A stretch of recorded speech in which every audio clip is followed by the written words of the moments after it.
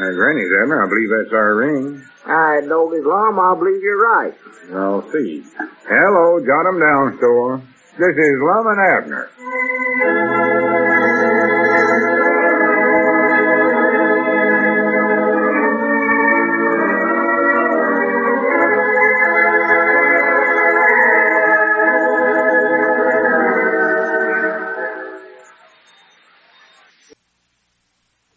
Now, let's see what's going on down in Pine Ridge.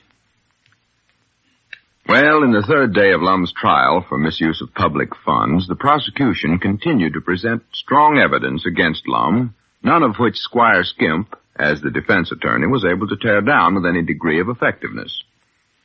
As we go into the fourth day of the trial, we find Abner's father, Finus Peabody, on the witness stand being cross-examined by Squire Skimp. Listen.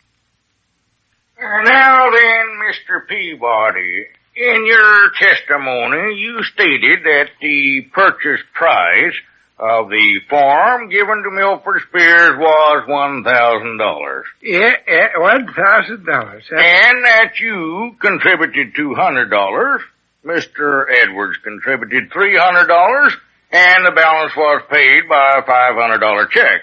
Yeah, that's right. Now, how do you know that it was paid by a $500 check? I think Lum said... Did you ever see that check? Well, no, I never, actually. But... Have you ever at any time seen that check? Well, no, I ain't, but... All right, Mr. Peabody. Now, you stated that you knew 2 weeks prior to Mr. Webster's trial that Mr. Edwards was planning to raise the balance of the purchase price of the farm, in other words, the $500, by fining Mr. Webster that amount. Is that correct? Yeah, that's right, yeah. In the testimony of your son, Abner Peabody, he stated that it was only a week before the trial that Mr. Edwards even knew that Mr. Webster was to be arrested on that charge. Oh, well, let's see now. Wait a minute. Maybe it was just a week. Then, Mr. Peabody, why did you say it was 2 weeks? Well, I don't know. Maybe I got You mean that you were not sure what you were saying, is that it? Well, my memory ain't as good as it used to be. In other words, you're not sure of any of the facts to which you testified. I object. Objection sustained. All right. No more questions. Thank you, Mr. Peabody. That's all, Mr. Peabody. You may return to your seat. Oh, much obliged, son. Much obliged. We would like to call Mr. Cedric Wehunt. Oh, for the land's sakes, Lum, did you hear that? They're calling Cedric up there. Oh, no telling what he'll say. Mr. Wehunt! Mr. Cedric Wehunt to the witness stand. Yes, Mom, I'm coming. Dog it, I hate to hear this, that boy. You'll raise your right hand. Yes, Mom. You solemnly swear that the testimony you're about to give in this case will be the truth, the whole truth, and nothing but the truth? Yes, Mom. You'll be seated and state your name. Well, I'm Cedric. Your full name. Oh, Cedric Wolfgang Wehunt. Mr. Wehunt, you are a resident of Pine Ridge, are you not? Are I not of what now? A resident. Do you live there? Oh, yeah, I live there, but I don't know whether I'm one of them other things you said or not. And you are acquainted with the defendant, Mr. Edwards, are you not? Yes, Mom, I know him good. He set up with me when I was sick and cut my hair when my mama was out of town and... Just answer the questions, Mr. Wehunt. Yes, Mom. Do you own an automobile? Yes, Mom, it ain't much good, though. I gotta make it last till the war's over, though, I reckon. Then I'm gonna trade it in on a new one. Just a moment. Did you on any occasion drive Mr. Edwards from Pine Ridge to the county seat? Oh, yes, Mom, lots of times. When was the last time? Let's see, last time was when I bring him in here for the trial of his. I see. What was the time before that? Why, let's see now. Oh, I recollect. It was that time I bring him up here to go to the bank. To the bank, you say? Yes, Mom. What date was that? Oh, I don't recollect exactly what date it was. Let's see. Well, perhaps you can remember when it was with regard to some other incident. Was it before or after the trial of Mr. Webster in Mr. Edwards, Justice of the Peace Court? Well, it must have been after that. Why do you say it must have been after that? Well, 'cause that's why Mr. Lum wanted to go to the bank. See, he put that money in there. What money? Oh, that money he got when he slapped that fine on Mr. Webster. In other words, he took the money received from Mr. Webster as a fine and deposited it in the bank at the county seat. Yes, Mom. Something like that. Well, was that it or wasn't it? Yes, Mom. That was it, I think. Well, it's not enough that you think it. Do you know it to be a fact, or don't you? Yes, Mom. It was a fact. Yeah, all right then. I think. Mr. Weehunt, will you please refrain from saying I think, unless that is what you mean? Yes, Mom. It would please the court very much if the witness would also refrain from saying, yes, Mom, and say, yes, sir, instead. Yes, sir, Mom. Well, proceed, counsel. Thank you, Your Honor. Now, Mr. Weehunt, at the time Mr. Edwards deposited this money in the bank, did he make any statement regarding the money? Oh, I don't recollect nothing like that. Well, did he make any statements of any kind? I don't recollect no statements. All I recollect is that he said, well, Cedric, it looks like Grandpap's going to have a place of his own again. I see, and by Grandpap, he of course meant Milford Spears, didn't he? I object, Your Honor. It's a leading question. Objection sustained. Well, that's all the questions anyway. Thank you, Mr. Weehunt. Your witness, counsel. Yes. Mr. Weehunt, there is more than just one grandfather in Pine Ridge, is there not? Mom. Well, I'll put that in another way, Mr. Weehunt. There is more than one person in Pine Ridge who might be referred to as Grandpap or Grandpappy or Grandpa, isn't there? Oh, yes, Mom. There's Grandpa Masters. You know him. Yes. Squire, and Grandpa Hodgkins. Yes, that's fine, Cedric. That's fine. Now, the district attorney a while ago in his cross-examination of you used the word deposit in his examination. Now, what exactly does that word mean? What word? Deposit, Cedric. How would you go about defining that word? Well, let's see. How do you spell that? We'll not pursue that question any further. Mr. Weehunt, how far did you get in school? I object.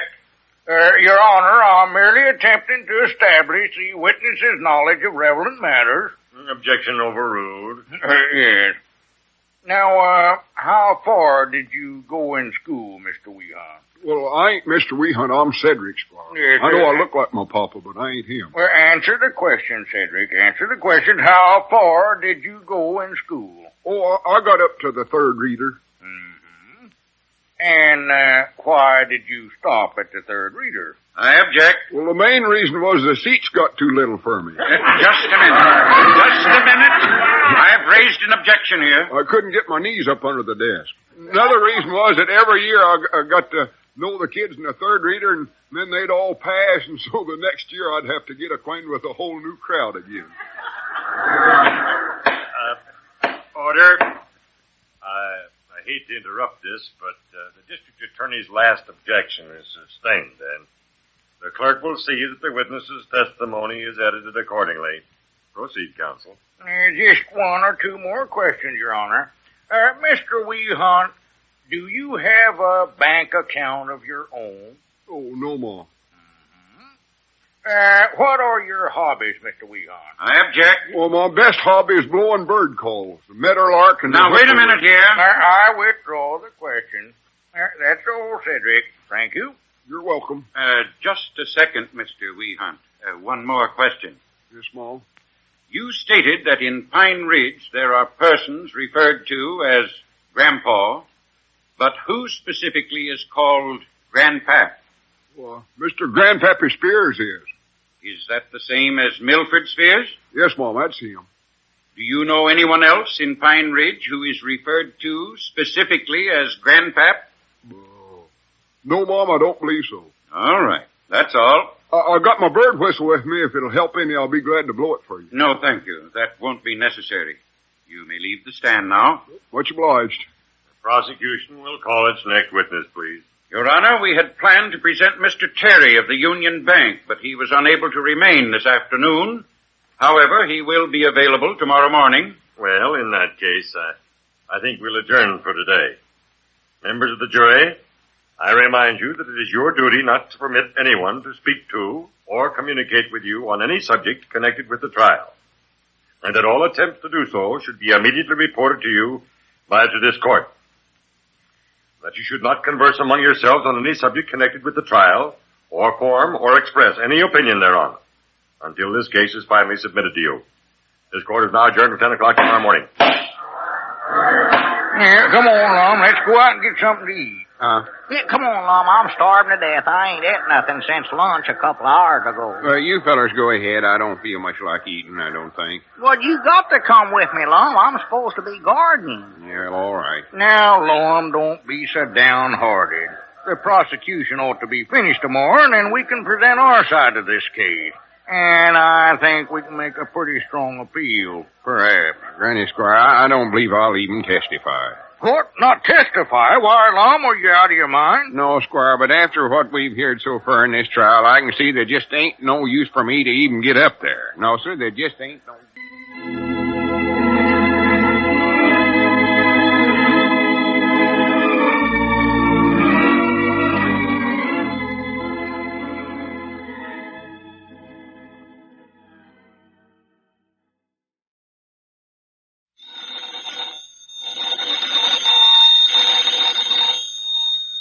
Granny's, Abner. I believe that's our ring. Aye, Doggy's Lum, I believe you're right. I'll see. Hello, Jot 'em down store. This is Lum and Abner.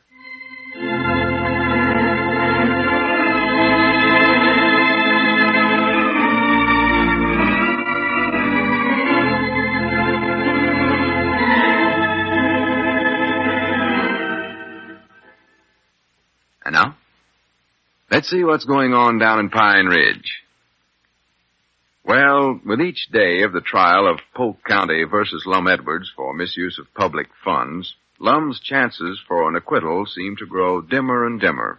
Yesterday, the testimony of Finus Peabody and Cedric Wehunt materially strengthened the prosecution's case, in spite of Squire Skimp's efforts to discredit the witnesses. As we look in on the fourth day of the trial, we find our friends in the courtroom. Abner is talking to Lum. Listen. Well, what's holding things up, Lum? What's all the fuss for, anyway? I don't know. Here comes Squire. He ought to know. More than likely some technicalities come up. Oh, my. We'll find out. What's the delay first, Squire? Why, the prosecution is just having a little difficulty in getting one of their witnesses here, Lum. Seems that the bank teller they were planning to put on this morning is homesick in bed. Well, can't they just get a deposition from him? Well, not very well in this case, Lum. You see, what they want him for is to identify that check that you wrote for the farm. And he couldn't very well do that by deposition. What's a deposition?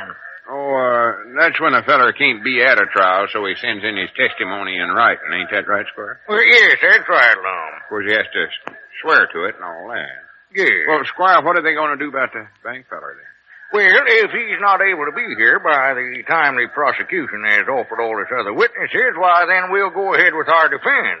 And then they can put the bank teller on when we're... Well, if you want, Squire, we're pressed right now. Now, Lum, I don't think you ought to feel that way. That kind of an attitude is not going to help you win this case.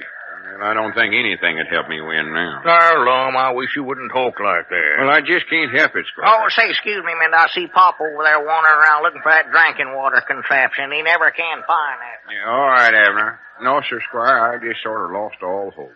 Not after hearing that batch of witnesses up there testifying against me. Well, now, Lum, I wouldn't say that they were deliberately testifying against you. Well, they sure wasn't helping me none, I know that. Well, I don't know what group of witnesses would have been any more sympathetic towards you than those have been, Lum. Most of them have been your own friends, good, loyal friends. Abner, Grandpappy Spears, Cedric, Luther, Philip. Yeah, I know. They're all my friends, but sometimes it sure don't sound like it. Well, now, Lum, all they've done is try to answer the district attorney's questions truthfully. They can't get up there and perjure themselves. As a matter of fact, most of them have sneaked in a few highly favorable remarks about you, too. Yeah, but they said some mighty damaging things about me, too. Well, they just got a little confused and excited, Lum. You know how a person is when he gets on the witness stand. Well, I don't understand that at all. Ain't no reason for it. No sense in getting confused and mixed up. Well, that district is a good man, Lum. Knows pretty well how to mix 'em up. Well, there ain't no reason for that, neither. And if I'd have been up there, he wouldn't have mixed me up. I'd have made a monkey out of him. He's clever, Lum. I'd have had him to where he'd have wished he never even asked me a single question. Just a minute, Lum. I believe we're ready to go again now. I'd have showed him a couple of tricks or two. All right, let us resume.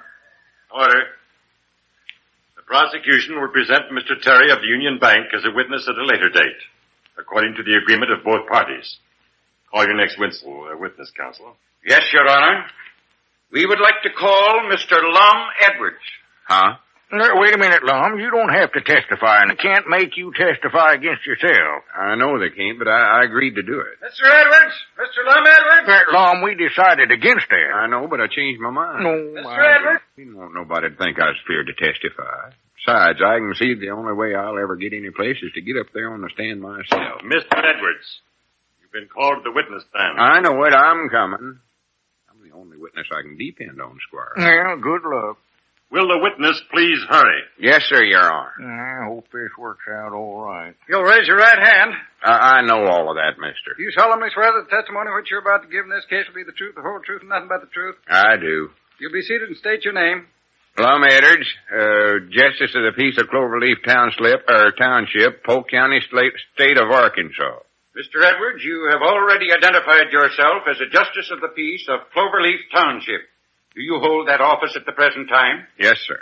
And have you held that office for the past 3 months? Oh, way yonder longer than that. Let's see, I was elected back in 19... Oh, that'll do, sir. That'll do. You've answered the question sufficiently.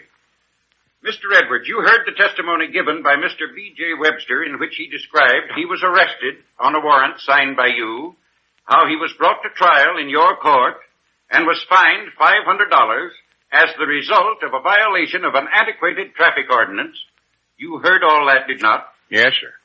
Would you say that the facts stated by Mr. Webster were substantially correct? Well... I object to that, Your Honor. That's an unfair question. Parts of Mr. Webster's testimony might have been true and others not. I don't think my client should be required to answer that question as it was Your Honor. It's misleading and designed to induce the witness to incriminate himself. That's ridiculous. Oh. Your Honor, I see no reason why the witness should not be required to answer that question. And furthermore, the witness is entitled to answer it any way he sees fit. Objection overruled. However, counsel might rephrase his question in order to permit a more direct answer. Yes, Your Honor. Mr. Edwards, did you find any fact in the testimony of Mr. Webster to be untrue? Well, no, I never. But you see, the reason I done That's all enough. Now, Mr. Your Honor, I object. My client is not being permitted to give full answers. But, Your Honor, the witness gave all the answer that was required. Objection overruled. Mr. Edwards, what exactly was the traffic ordinance which you found Mr. Webster guilty of breaking? Well, I don't recollect the exact wording of it. Yes? Well, we have a copy of the traffic ordinances of Pine Ridge right here. I wonder if you would be kind enough to read it for the members of the jury. Mr. Clerk, will you hand Mr. Edwards that statute book, please? Yes, that's the one. Here you are, sir. The place is marked, Mr. Edwards. Now, is that the ordinance which Mr. Webster was charged with violating? Yeah, this is it. What year was that passed? 1905. All right. Will you please read it? I object, Your Honor. This case we're trying here deals with embezzlement. Has nothing to do with old traffic laws. Your Honor, I'm only trying to show that the arrest, the trial, and the fining of Mr. Webster were deliberately planned steps in Mr. Edwards' act of embezzlement. And I still object. Your Honor, if you please, I ask the court instruct the counsel for defense to desist from interrupting the proceedings unless it is warranted. That I resent. Gentlemen, please. The objection is overruled. Mr. Edwards, will you please read the ordinance? Yes, sir. Section 4, Article 9. It will be unlawful for any propelled vehicle I think you skipped a line there. Oh, yeah. Just take it easy. No need to get upset or nervous. I ain't nervous. This book just sort of keeps jumping around here. Unlawful for any person or persons driving a horseless carriage or any other motor-propelled vehicle on the main streets of Pine Ridge after sundown more than 5 miles per hour without a guide who will precede said vehicle carrying a lighted lantern and warning the citizens of the approaching danger. Thank you. Mr. Edwards, is it the habit of the Justice of the Peace in Pine Ridge to cause people to be arrested on that charge? Well, I try to keep law and order. How many persons outside of Mr. Webster have been arrested in Pine Ridge for violating that ordinance during the past 20 years? Well, none, I reckon. But there were many, many others who obviously violated that particular ordinance. Well, I don't know. I suppose it was. Wouldn't you say that anyone who has driven a car on your streets after sundown is guilty of proceeding without a guide going ahead with a lighted lantern? Well, yeah. I object, Your Honor. This line of reasoning has no bearing on this case. Objection overruled. Mr. Edwards, why did you permit so much law-breaking in your town? Well, wait a minute here. I ain't the constable. It ain't my place to arrest nobody. I just try the cases that come into my JP court. Yes, I see. But you stated that you try to keep law and order. And for 20 years you have permitted this violation to run unchecked. Is that true? I object, Your Honor. Counsel is merely being argumentative. Objection sustained. Mr. Edwards, in view of what you have so far testified, why did you deem it necessary to cause Mr. Webster to be arrested on that traffic charge? Well, because he broke the law, and that law's on the statute books. Ain't never been taken off. Yeah. All right. Now, Mr. Edwards, after you imposed the $500 fine upon Mr. Webster, he paid you the money, did he not? He did. Do you know the rules governing the collection of fines? Well, yeah. I object, Your Honor. My client is here to answer charges of embezzlement, not on the general conduct of his office. Your Honor, I submit the conduct of this man in office is highly relevant. As a matter of fact, it's the basis of this charge. Objection overruled. Your Honor, I take exception to that decision and refer the court to the case of Webley versus Garman. 62 Arkansas 718. Your Honor, I doubt if there is such a case. I think counsel for the defense is resorting to pettifoggery. I resent that and demand an apology. Gentlemen. Counsel will reduce his exception to writing, present it to the court, and it will be ruled upon at the proper time. Proceed. Thank you, Your Honor. Mr. Edwards, Grannies, don't ask me no more questions. I'm so mixed up now, I ain't got the least idea what's going on. Abner, get me a drink of water.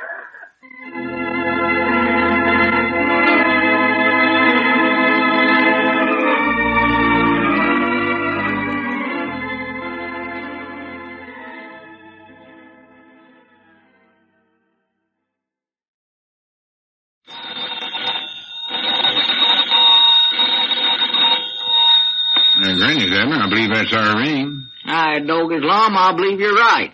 I'll see. Hello, jot 'em down, Storm. This is Lum and Abner.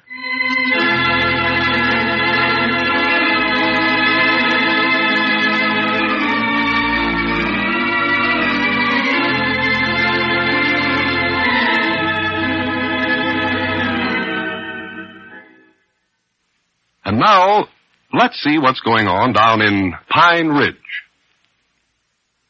Well, the trial against Lum Edwards for misuse of public funds goes into its second week today. Squire Skimp, Lum's attorney, began the defense last Friday. And now, as we look in on the courthouse at the county seat, we find that the squire has just concluded with his last witness. Listen. Counsel for the defense will call the next witness, Your Honor, we have concluded with the witnesses and the defense now rests its case. Very well. I believe the prosecution has one witness who was unable to appear earlier in the trial. I wonder if that person is available now. Your Honor, the witness was Mr. Terry of the Union Bank. His doctor advises that he is still unable to attend the trial. Yes. Well, in view of the fact that the court's time is limited and the jury's time is valuable, I do not feel that we should hold up the trial any longer to include this witness's testimony. And so, unless there is strong objection from counsel, we shall consider the examination of witnesses concluded and proceed with the counsel's closing statements to the jury. The prosecution accepts the decision of the court. Defense also agrees. Before continuing, there will be a brief recess.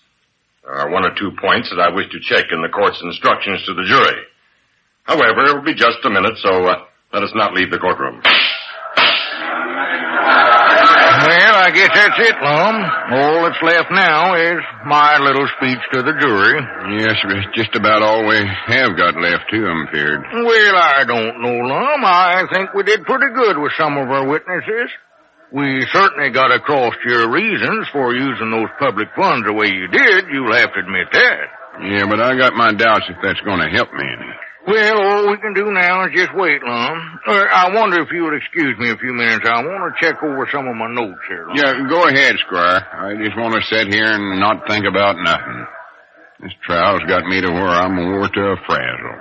Wore to a frazzle. Hey, Lum, what happens now? Oh, just closing speeches is about all, I reckon, Abner. Is Squire Skimp going to make a speech? I'd rather not even think about it. A speech to the jurymen, is that it? Yeah. No telling what he'll say to them again he gets up there. Yeah, as long as somebody's going to make a speech for me, I wished I could do it myself. Yeah.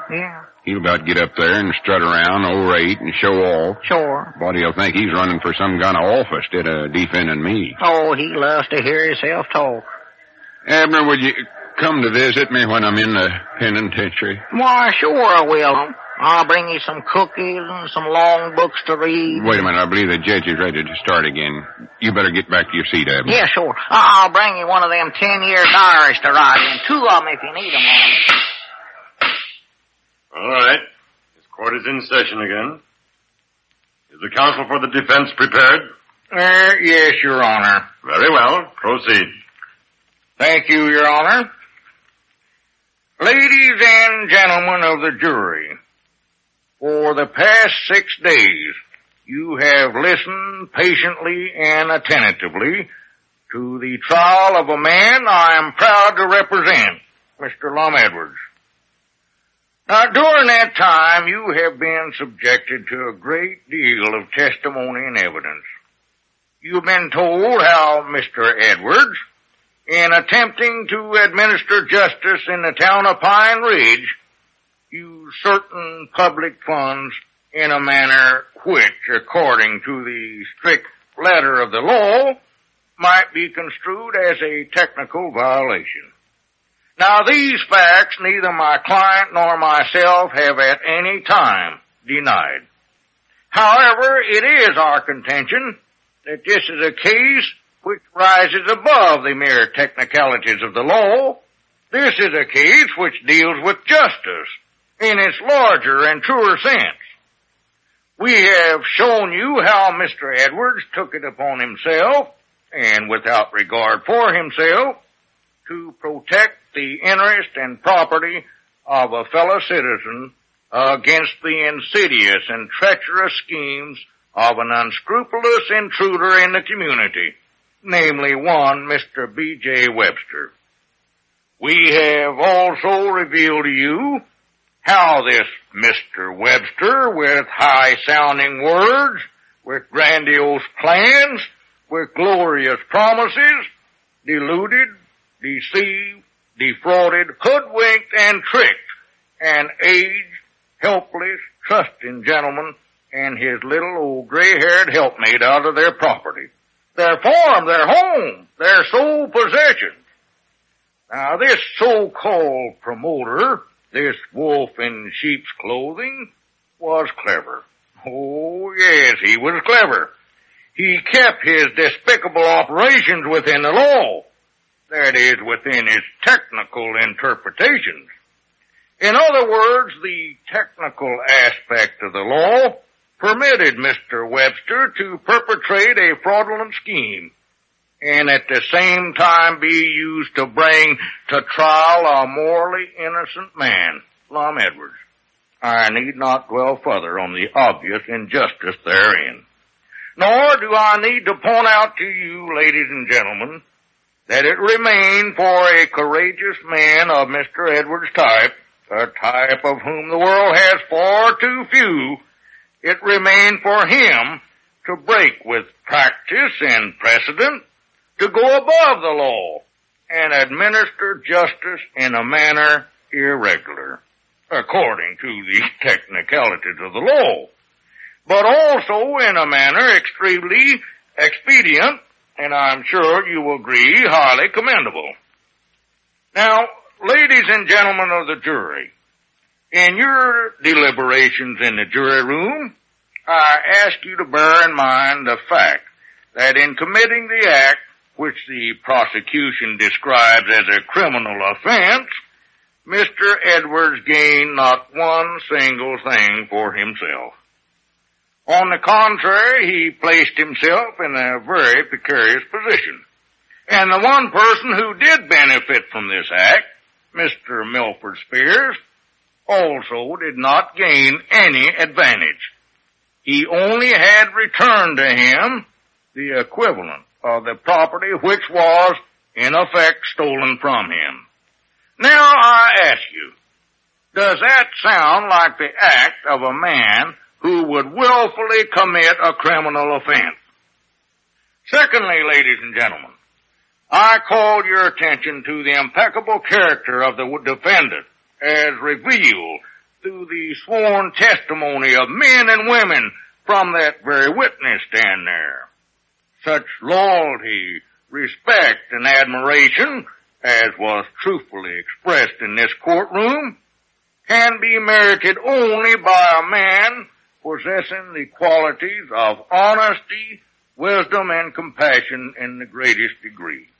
Now, again, I ask you, does such a man deserve to be treated as a criminal and convicted of a crime for doing nothing more than a great act of kindness?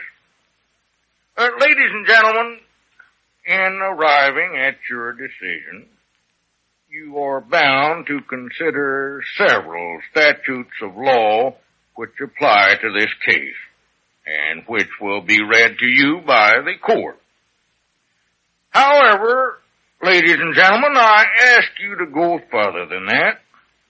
I ask you to delve deeper into the realm of true justice, of human justice. I ask you to weigh these matters gravely and seriously, and with all the wisdom at your disposal. And with that, I leave the fate of my client, my good friend, and a great humanitarian, Mr. Lum Edwards, in your able hands, confident that you will bring in the only one true verdict possible in this case, not guilty. I thank you.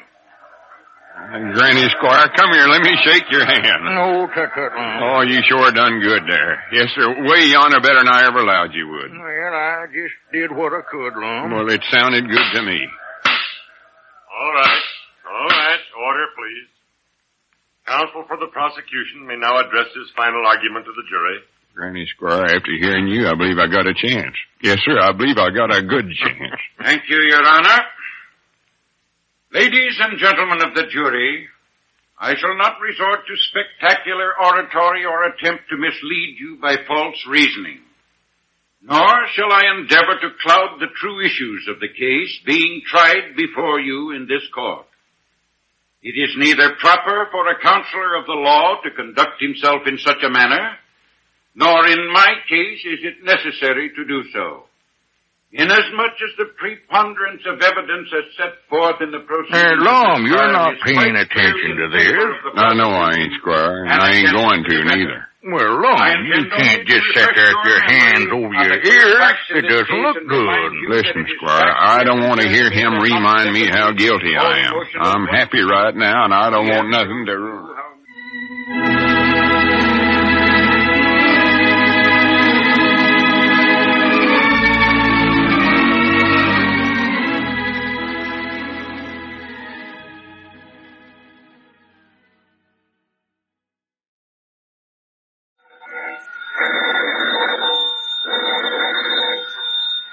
Granny's, Abner. I believe that's our ring. All right, Doggy Lum, I believe you're right. I'll see. Hello, jot 'em down, store. This is Lum and Abner.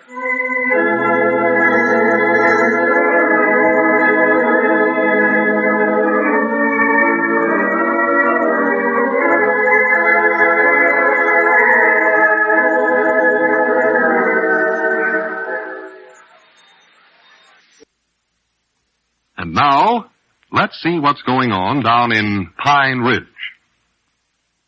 Well, the attorneys in Lum's trial made their closing arguments yesterday, and it's now up to the jury to decide whether or not Lum is guilty of embezzling $500 collected by him as Justice of the Peace. As we look in on the courthouse at the county seat today, we find Lum and Abner worrying over the jury's long deliberations. Listen. Oh, me, Lum, how long can them jurymen stay in that room? They're liable to starve to death in there. Oh, well, they've ate. Huh? There's a police officer that takes them out to supper and all that stuff. Takes them over to his house for supper, you mean? No, out to a restaurant or a lunchroom or something like that. Or at a cafeteria, maybe. Well, maybe that's what's taking them so long, running in and out to eat all the time. Abner, I wish you'd stop talking about it. Well, they've been out since yesterday, Lum. Doggies, they've had plenty of time to make up their mind about you being guilty. Or not guilty. Don't use that word guilty no more. Can't you see all this waiting around has made a nervous wretch out of me? Wreck? If I was in that jury room, I could make up my mind a heap quicker than that. Well, I could, too. Yes, sir. I know exactly how I'd vote if I was in there. Me, too, I believe. Wish they'd leastways let me go in there and have a little talk with them. Squire never did let me talk enough during the trial. No, wait a minute. Here comes Squire. He's been talking to the judge. Maybe he's got some good news on him. I don't care whether it's good news or bad news. This waiting on the brink is driving me stark raving mad crazy. I've got to where it'd be a relief just to hear him say I'm guilty. Yeah, what have you found out, Squire? Yeah, what'd you hear? Well, it's still the same, Lum. Apparently 2 members of the jury are still holding out for you. Just 2 of them, huh? Well, good for them. What's their name, Squire? I'd love to shake their hand. Might as well have somebody go in there and tell them much obliged, but they might as well give up. What's that? I can see right now I ain't got no chance. Oh, tut. All I want to do is get this thing wound up and get out of here. Well, now, don't give up so easily, Lum. If we lose here, I intend to appeal the case. I'll take it right up to the Supreme Court if necessary. No, don't bother to do that, Squire. Well, I intend to do it, though, Lum. As a matter of fact, I've already... Wait a minute. I see the judge is signaling for me there. I'll be right back. Excuse me just a minute, Lum. Yeah, all right, Squire. Mom, I think you ought to take Squire up on that. Let him take your case to the Supreme Court. No, I just couldn't stand to go through all this again. I've just stood about all I can. Yeah, but, Lum, you don't want to sit around the penitentiary all the rest of your life. That'll get monotony, too. Abner, don't talk about that. All right, but I believe Squire's got the right idea. I bound you'll change your mind, too, when they wrap that iron ball and chain around your leg and, Abner, do you have to keep talking? Huh? Wait a minute, Squire's coming back again. I'm going to tell him to appeal it, too. Anything new happened, Squire? Yes, Lum. The jury is unable to reach a decision, so they're coming back for further instructions from the court. Oh. Well, I don't see what good that's going to do. Well, the judge is still hopeful of winding this thing up. He hates to put the county to the expense of a new trial. Personally, I'd like to see a new trial. Well, I can't see where it'd do much good. Anything we've got to say, we've done said it. Yeah, but maybe next time we could say it a little louder. Mr. Lum. Oh, yeah, what is it, Cedric? Well, my vacate's up today, and I got to get back home. I'm supposed to be back at work tonight on the graveyard shift. Doggy, that's right, ain't it? Yes, Mom. So I want to know if Mr. Lum's going to ride back to Pine Ridge with me, or if he's going on to the penitentiary. Well, we don't know yet, Cedric. That's what we're waiting to find out about. And let's not discuss it neither. This is bad enough as it is without having to talk about it to everybody. Yeah. Well, I gotta know, though. If you ain't going back with me, Mr. Lum, I might as well get started now. Well, wait, Cedric. Me and Grandpappy Spears has got to ride back with you. Don't forget that, even if Lum don't. Abner, will you stop talking that way? Huh? Making me feel like a arch criminal. Well, I'm sorry for Lum. Cedric, you better go back over there and sit down now and wait till we find out how the trial comes out. Well, can't you just ask somebody? I'm Cedric, getting tired my of boy, this. I believe you better be quiet. I see the jury is coming back now. Here, hurry up, Cedric. Get back to your seat. Yes, Mom. Say, Lum, who's that the district attorney is bringing in the courtroom? Whereabouts? Right over there. Here, round this way. That's Mr. Terry, the feller that works over at the Union Bank. Alvin Terry. He always waits on me in there. Oh, then that must be the witness the prosecution wanted to put on the stand the other day, the one that couldn't make it because he was sick. Yeah, I'm proud to see he's up and around again. He was down sick, you know. Yeah, it's too bad he didn't get here sooner. He could have heard the trial. He missed out on the whole thing, you know. Order in court. Order, please. Inasmuch as the jury has thus far failed to reach a decision in the case of Polk County versus Lum Edwards, I deem advisable that... Your Honor, may it please the court, the prosecution fully realizes that the examination of witnesses in this trial is closed. However, in view of the existing circumstances, we wish to ask the court a favor and be permitted to present a witness who was unable to appear during the course of the trial. Your Honor, I see no reason why the prosecution should be allowed to present a witness at this time. Counsel has not established that he has new evidence important enough to warrant reopening the examination of witnesses. It is the opinion of this court that the introduction of any new evidence, regardless of its comparative importance, should be allowed in this particular case. Therefore, the new witness may be sworn in. Proceed. Thank you, Your Honor. We would like to call Mr. Alvin Terry.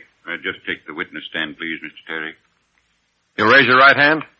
Do you swear that the testimony you're about to give in this case is the truth, the whole truth, and nothing but the truth? I do.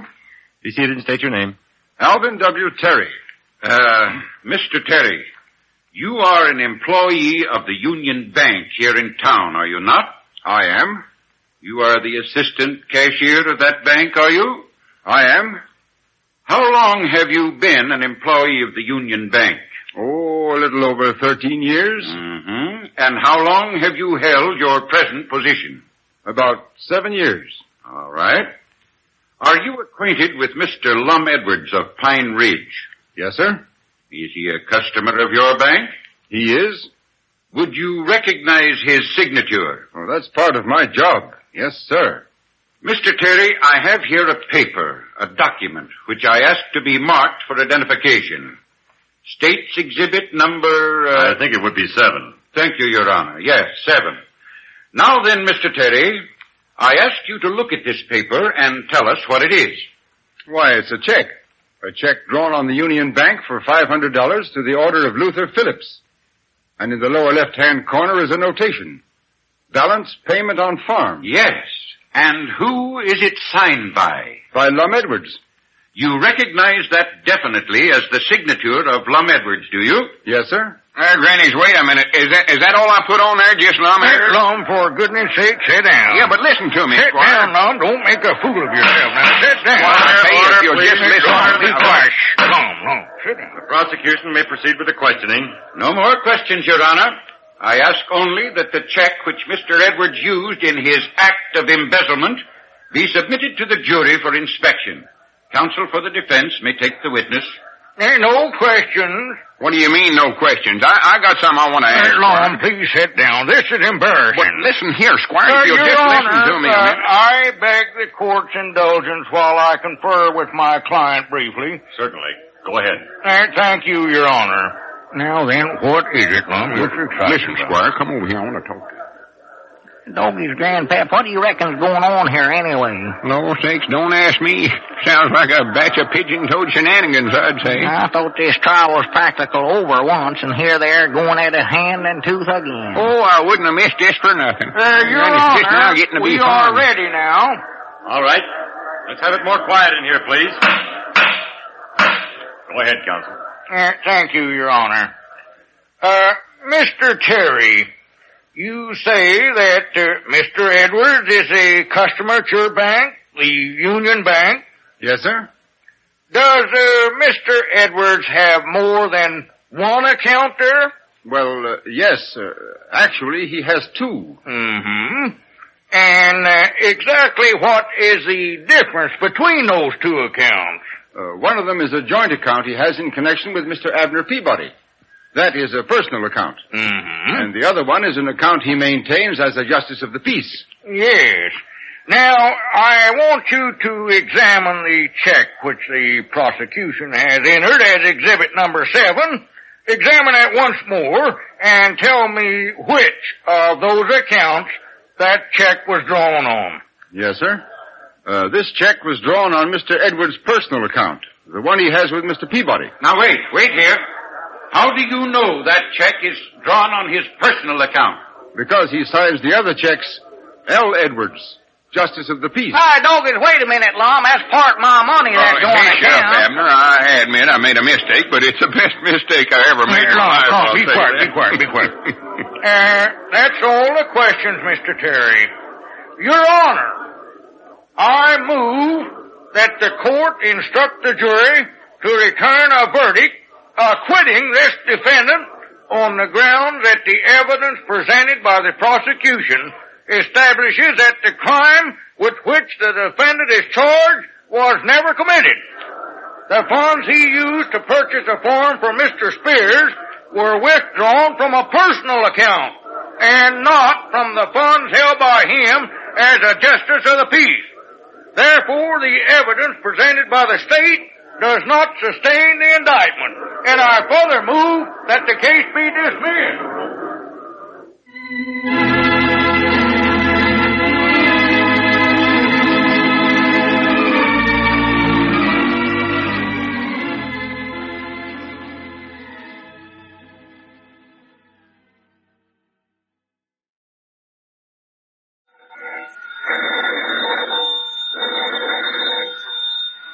Granny's, Abner. I believe that's our ring. All right, Doggins, Lum, I believe you're right. I'll see. Hello, jot 'em down, store. This is Lum and Abner.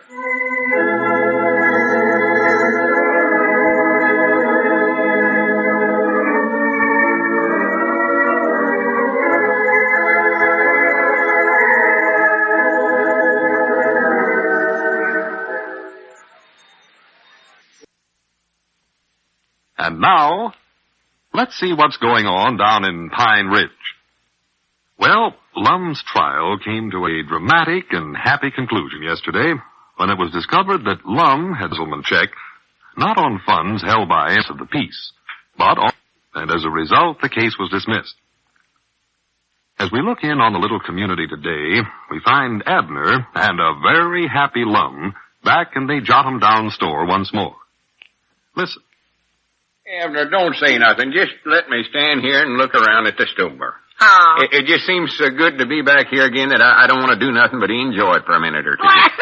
Oh, Granny, it seems like I've been away from here for 5 years. Well, it's been over 2 weeks. Yeah, I thought for a while there I'd never see this place again. Yeah, sure looked that way. I thought sure you was headed straight for the penitentiaries, Lum. Yeah, well, that's one thing I don't need to worry about no more. No. I'm a free man and I aim to stay that way. Well, it's better, I believe. Oh, yeah. You know, I never realized before just how much this store means to me. You never, huh? Of course, I reckon a feller never does realize that until he thinks he's going to lose something. No. Sometimes I'm going to make up an old lettered saying on that subject. I wish you would. I'm getting tired of them old ones. Yes, sir, Abner. It's got to where this store is practical part of me. I love everything in it. That rocking chair over there, and the stove, that old motto on the wall there. Your Aunt Charity Spears embroidered that herself. Yeah, bless her heart. I believe I love every bucket of lard on that shelf there. Love every pickle in that pickle barrel, every drop of cool oil in that can. Well, that's a fine conglomeration. You sure worked up a peculiar appetite since you've been gone. It must be that city restaurant food you've been eating on. Well, I don't mean I'm going to eat all that stuff, silly. I just mean that all them things mean a lot to me now. Don't they affect you that way? Well, huh? For instance, when you look at that can of cool oil, don't it mean something to you? Well, yeah, it Means there's a can of coal oil sitting there. No, I mean something besides that, Abner. Now, Lum, a can of coal oil is a can of coal oil. Just ain't nothing else you can make out of it, no matter how you look at it, and you can't fall in love with it. Trouble with you, Abner, is you just ain't got no sentiments about such things. Of course, I reckon you could put gasoline in it, call it a gasoline can, but that stuff's hard to get, Lum. You gotta have tickets first, it's ration. Forget it, Abner. The point of this whole thing is that I'm just mighty glad to be back here again amongst my old surroundings. Oh? I ain't never gonna leave here again, neither. Well, I'm glad you're back, Lum. Fact is, everybody in town is. You could tell that by the way they all turned out to meet you when you got back in town last night. Oh, yeah, that's quite a to-do. Oh, it was, yeah. Yes, sir. Sure made me feel good to know I had so many friends. Yeah, we practical had a big celebrate around here last night. You know, I hate to admit this, Abner, but last night when everybody was shaking my hand and telling me how happy they was for me, I got a big lump in my throat, and I just couldn't keep from puddling up a couple of times. Well, I never noticed that. I reckon I was too busy watching old Squire Skimp. He was strutting around taking bows, showing all something wonderful. Yeah, I understand Squire's going around town taking credit for the whole trial. Oh, he is. Telling how he got me acquitted single-handed. When actually I was the one that got me out of it. Yeah, but now, Squire done some awful good work for you, Lum. That long speech he gave to the jury is one of the best out-loud talkings I ever sat under. Well, yeah, we'll have to admit he done awful good on that. Oh, he done yes, good. Sir, that outcapped any old rating I've heard in a long time. Yeah, he done it. All them nice things he was saying about you there. You know, I never even noticed you he's talking about till Grandpappy Spears told me. Well, I don't know why you wouldn't know that. All he was doing was just telling the truth about me. He was? Why, sure. Well, he must have been exaggerating a lot then. Lum. No, he wasn't. He wasn't no such a thing. He was under-exaggerating, if anything. And I'm glad he done it, too, because you know how modest I am. He embarrasses me how good I am. He embarrasses me, too. But all that's over now, and here I am. Yeah, here you are. Right back where I belong. Granny, it sure seems good. It sure does. It seems like old times again for some of you. Yeah. You know, Abner, all I want to do for the rest of my life is just stay right here in this door, doing them little daily chores. Sacking up potatoes. For the rest of your life? Marking prices on the canned goods. Sweeping the floor. Dusting.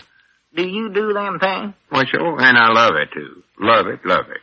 Oh, right. Oh, sir, that's just the way I want it to be. Well.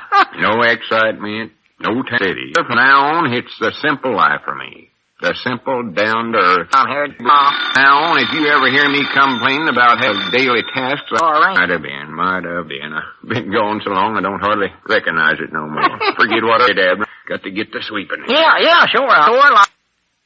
Hello? Oh, yeah, he's here. Just a minute. Here, Lum, it's for you. Oh, dad blame it. Didn't even have a chance to get good old broom. Yeah. Huh? What's not to use it, Lum? I'll just hold it. Start to sweep the floor. Yeah, back in the store again. Yeah, sure am. What happened to... He either changed or lost his reason. I thought everybody knowed that by now. Well, here's how it was. Rode that 500 Grandpap's new forces of the people. Well, yeah, I reckon it's pretty smart of me, Earl, but I don't like to even think. All I'm going to do from now on is just live the simple life right here in the store. With the good old broom. Yes, sir, Earl, I tell you, it's a great feeling to be standing here again with my sleeves all rolled up and on a sweat rolling down my brow. See nothing rolling down his brow. Yeah, well, drop in any time, Earl. We'll more likely find me back in the feed room, hoisting sacks of flour and meal and feed around. I just got that feed room straightened up. Much obliged for them kind words, Earl. Proud to be back, too. Leave everything sitting right on the floor. Thank you. All right, Earl, old boy. Goodbye. Yeah, let's see now. Where was I? You was just getting ready to start swinging the good old broom along. Oh, yeah. Let me get my hands on that thing. Let me get the feel of it once more. Once more? I tell you, Abner, this is the life. From now on, work's going to be my main philosophy of life. When you come right down to it, a man can't have a better job than work. Huh? Say, I believe I just made up a new old lettered saying there. Yeah. Better write that down before I get it. Write it down. Yeah, I want to be sure to recollect it. Oh. Here, you hold the broom for a minute, Abner, while I get a pencil and paper. Well, just lean the good old broom up again the good old counter there. I ain't anxious to get my hands on it. Now, how'd that go again now? How'd what go? That new old lettered saying I just made up. No, me, I don't know. I ain't caught on to the old ones yet. They say, oh, yeah, I know. A man can't have no better job than work. Yes, he does. Granny's, that sounds good. It does, huh? Oh, yeah. Well, what does it mean? Abner, don't ask me what it means. I've got all I can do just studying them up. Oh, excuse me. Explain them, too. No, I'm sorry. Believe I'll get Aunt Charity Spears to embroider this up into a motto. Oh, that'll be beautiful. I can't wait to see that. Yeah, be nice to have it hanging on the wall there. Yeah, or to get 3 or 4 of them. Look at it every morning when I come down to work. Yeah, if you look at it long enough, you might be able to figure out what it means, Lum. Yes, sir. I really got the right slants on living now, Abner. Let's see, whereabouts is that broom at? It's right there beside you where you set the good old thing there. Oh, yeah. Let me get my strong, sinewy hands wrapped around the handle here. Wait, I believe that was our ring. Take the broom for a second, Abner. Well, I'd rather get the phone, Lum. I'll get it. I'm standing right here by it. Oh. Silly. Hello, jot 'em down store and library. Just plain Lum talking. I believe I'll let him out of that cell too quick. Oh, how are you, Ed? Yeah, I missed you to celebrate last night. My homecoming. His head bones never knit straight, I know. Oh, you bet your life I'm happy to be back. Better take off my coat and get ready to work. Well, I tell you, Ed, I'm sticking right here for the rest of my life. Just doing manual labor with my own hands. Taking rest of life, get this store swept. Yeah, I suppose I am liable to overdo. That's the way I generally do, but you know me. Yeah, I know you, too. Well, it's just like I've always said, Ed, a man can't have no better job than work. Yeah, that's the only way to live, simple and rugged. Well, he can talk about it. Good. Well, I tell you, Ed, I'm clean up to my neck in hard work right now, and I love it. Oh, yeah, the dust is flying in here, something wonderful. Plenty of dust in here, but it ain't flying that I can see. Yeah, well, if I ever get caught up here, I'll drop into the drugstore and chat with you. The dust he's got up where he sat down that chair all morning. Yeah, well, glad you called, Ed. Goodbye. You done talking now, Lum? Yeah, sure. Well, here's a wonderful old broom, then. I'm getting tired of holding it for you. Yeah, all right. Wait a minute, though. Maybe you better take it for a while, Abner. For a while? Yeah, and when you get done sweeping out in here, dust off the counters and get them cobwebs off in the ceiling there, and then stack them canned tomatoes up on the upper shelf there, and empty out that old Cracker Barrel. Now, wait a minute, Lum. What are you going to do? Me? Well, I've got to go home and rest. Rest? Why, sure. This manual labor I've been doing all morning is hard on a feller. Granny's, I've worked myself to a frazzle. Work to a frazzle.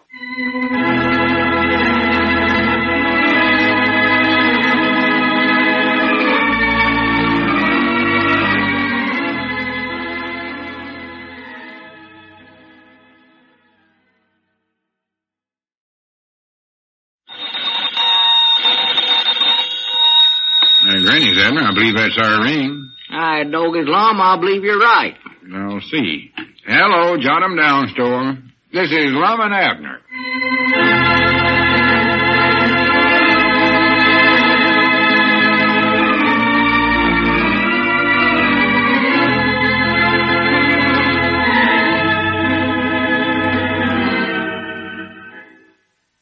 And now, let's see what's going on down in Pine Ridge.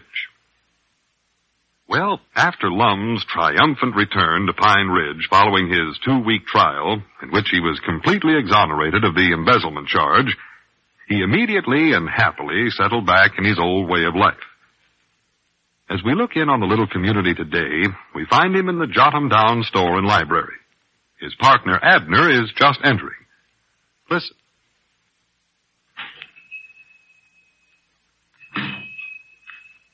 Well, for goodness sakes, what's all that stuff you got there, Abner? It's our mail.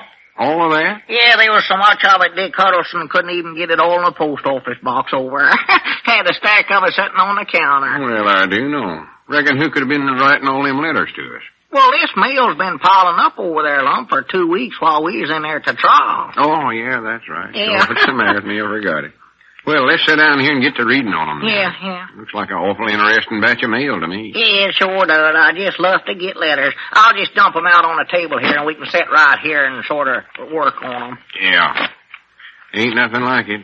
I hope there's a letter in there from Aunt Minnie up in Sheboygan Falls. Aunt Minnie? Yeah, I ain't had a hearing from her in a long time. She writes a right interesting letter, too. Oh, she sure does. Yes, she does. How do you know? You been reading my mail again?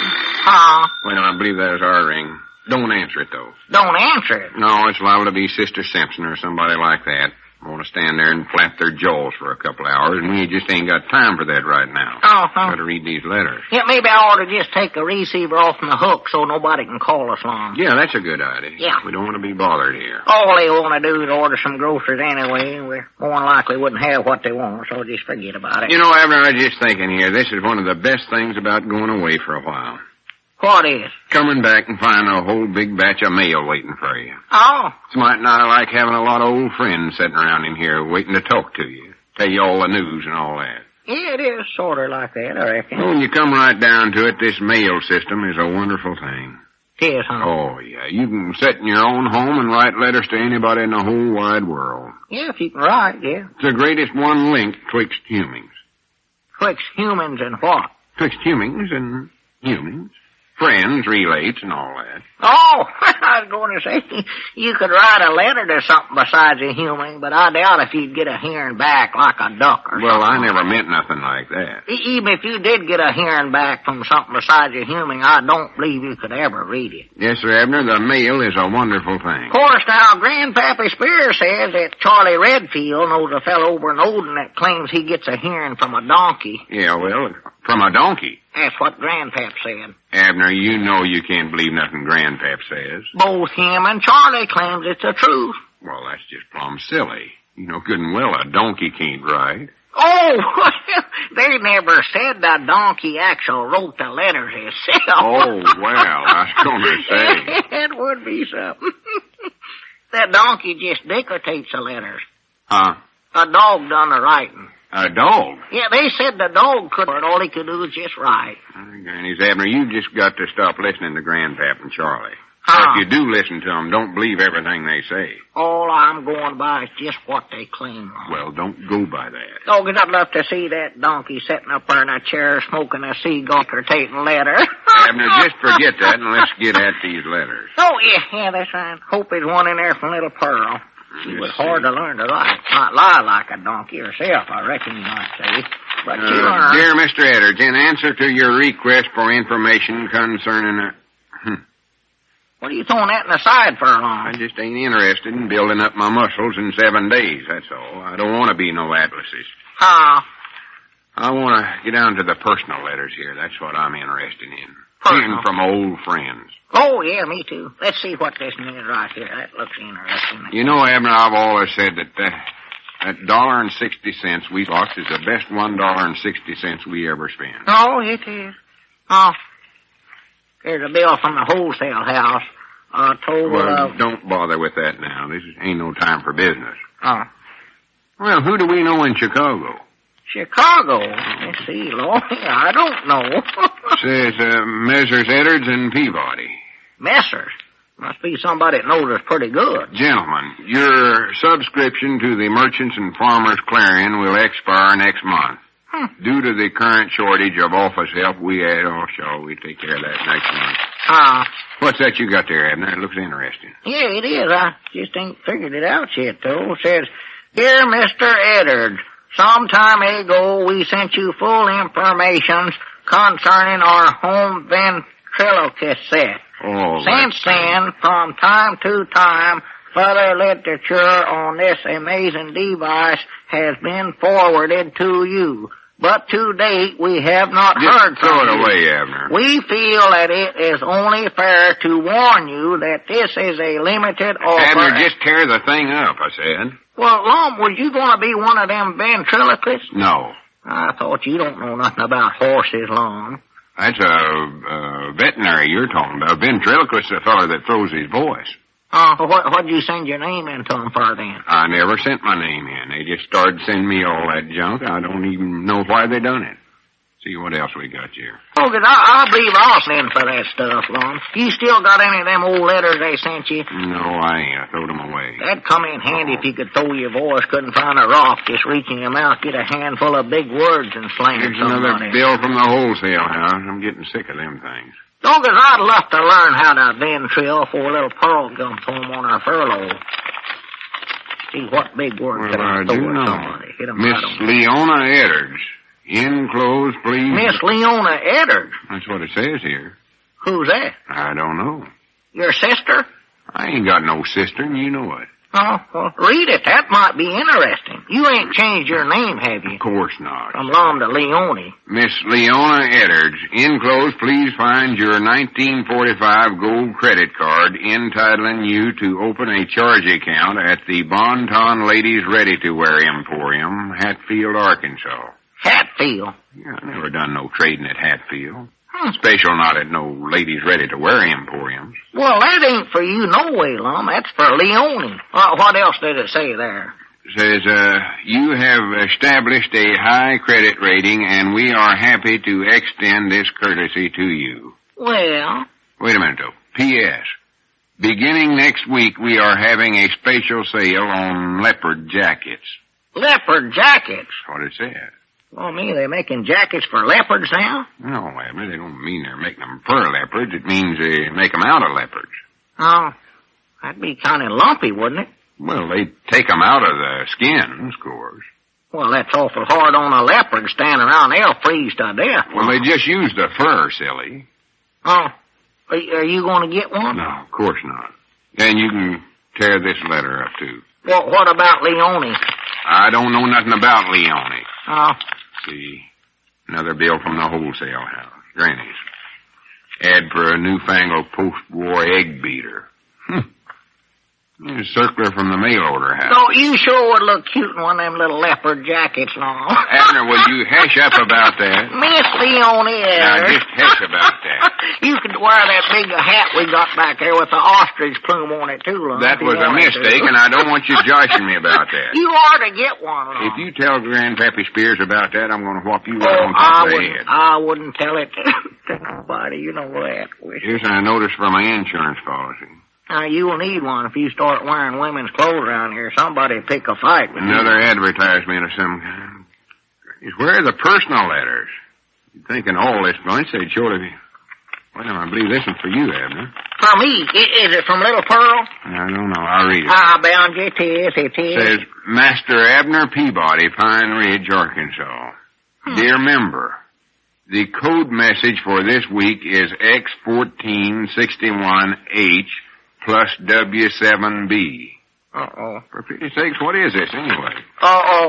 It ain't nothing, Long. Well, it must be something. What is it? Well, I don't know, I don't think. Well, you ought to. It's wrote to you. Oh, no. Master Abner Peabody. Wait a minute, though. Ain't that the way you write to youngins? I don't know. That must be a mistake. More likely that's some more Leone's mail, She gets everything mixed up. Can't keep track of nothing. Let's see who this is from. Tom Steele, the Masked Ranger. Wait a minute. He's on the radio, ain't he? Sure, I've heard him. Well? Hi, Granny, Abner. Are you a member of the Junior Masked Rangers? I don't know. Ask Leone. This is all her doing. Master Abner Peabody. I'm proud that's all that. Just tear that letter up, Lum. We don't want it, I don't think. I know it. Let's see what else we got here in this one. Yeah, Master Abner Peabody. I ain't even figured out last week's code yet. No, that's another bill there. I can tell without opening it even from the wholesale house. And then there's mail on the house. Smoke signal or something. Here's some outfit that can get us all the walnuts we want for Christmas. Well, that won't be hard to do for me. Ain't there even one personal letter in here at all? Don't look like it. Everything's wrote on a typewriter. Wait a minute. Here's one that's wrote in handwriting right here, Lon. Well, it's about time. Yeah. Hurry up and open it up. I want to see it. Handwriting looks familiar, too. Must be an old friend of some kind here. Let me see this. Who's it from? Let's see. It's from Dick Huddleston. Dick Huddleston? It's a bill for $1.60 for rent on our post office box, Lon. Oh, for pity's sake. Let's cancel that thing, Abner. All that box is a nuisance. I've always said that. Just a plain nuisance. Granny's,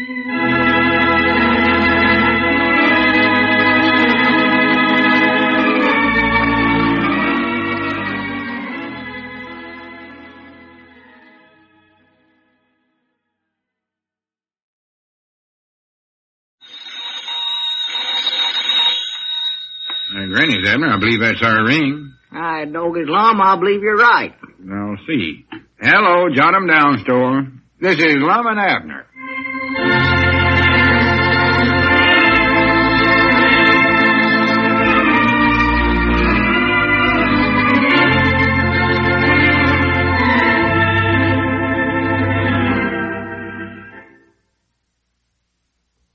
And now, let's see what's going on down in Pine Ridge.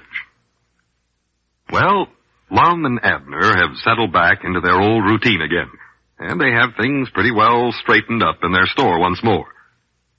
And now, as we look in on the little community today, we find the old fellows in the Jot 'em Down store and library. Abner is talking to a customer on the telephone. Listen. Ain't got none. No, Mom. A what? Ain't got none. Yeah, we ain't got none of that neither, Miss Barton. Well, I can't help it. It ain't my fault. Well, listen, don't you know there's a war going on? Abner, you oughtn't to talk to customers that way. I don't care. All is asking for something we ain't got. Special that Miss Barton. Yeah, but I'm getting tired of hearing you say, don't you know there's a war going on? Special to Miss Barton, too. She's got a boy and a son-in-law in the service. Oh, doggy, that's right. Of course she knows there's a war going on. Yeah. You don't even look to see if we got whatever they want no more. You just say we ain't got it and then tell them there's a war going on. Well, we most generally are out of a lot of stuff, ain't we? Oh, not necessary. We're managing to keep a pretty good stock on hand here in spite of everything. And I think it's high time you's changing your altitude. Or one day we're going to wake up and find out we ain't got no customers left. Why? What happened to them? Well, they just won't come in here no more. They'll go somewhere else where they can get treated better.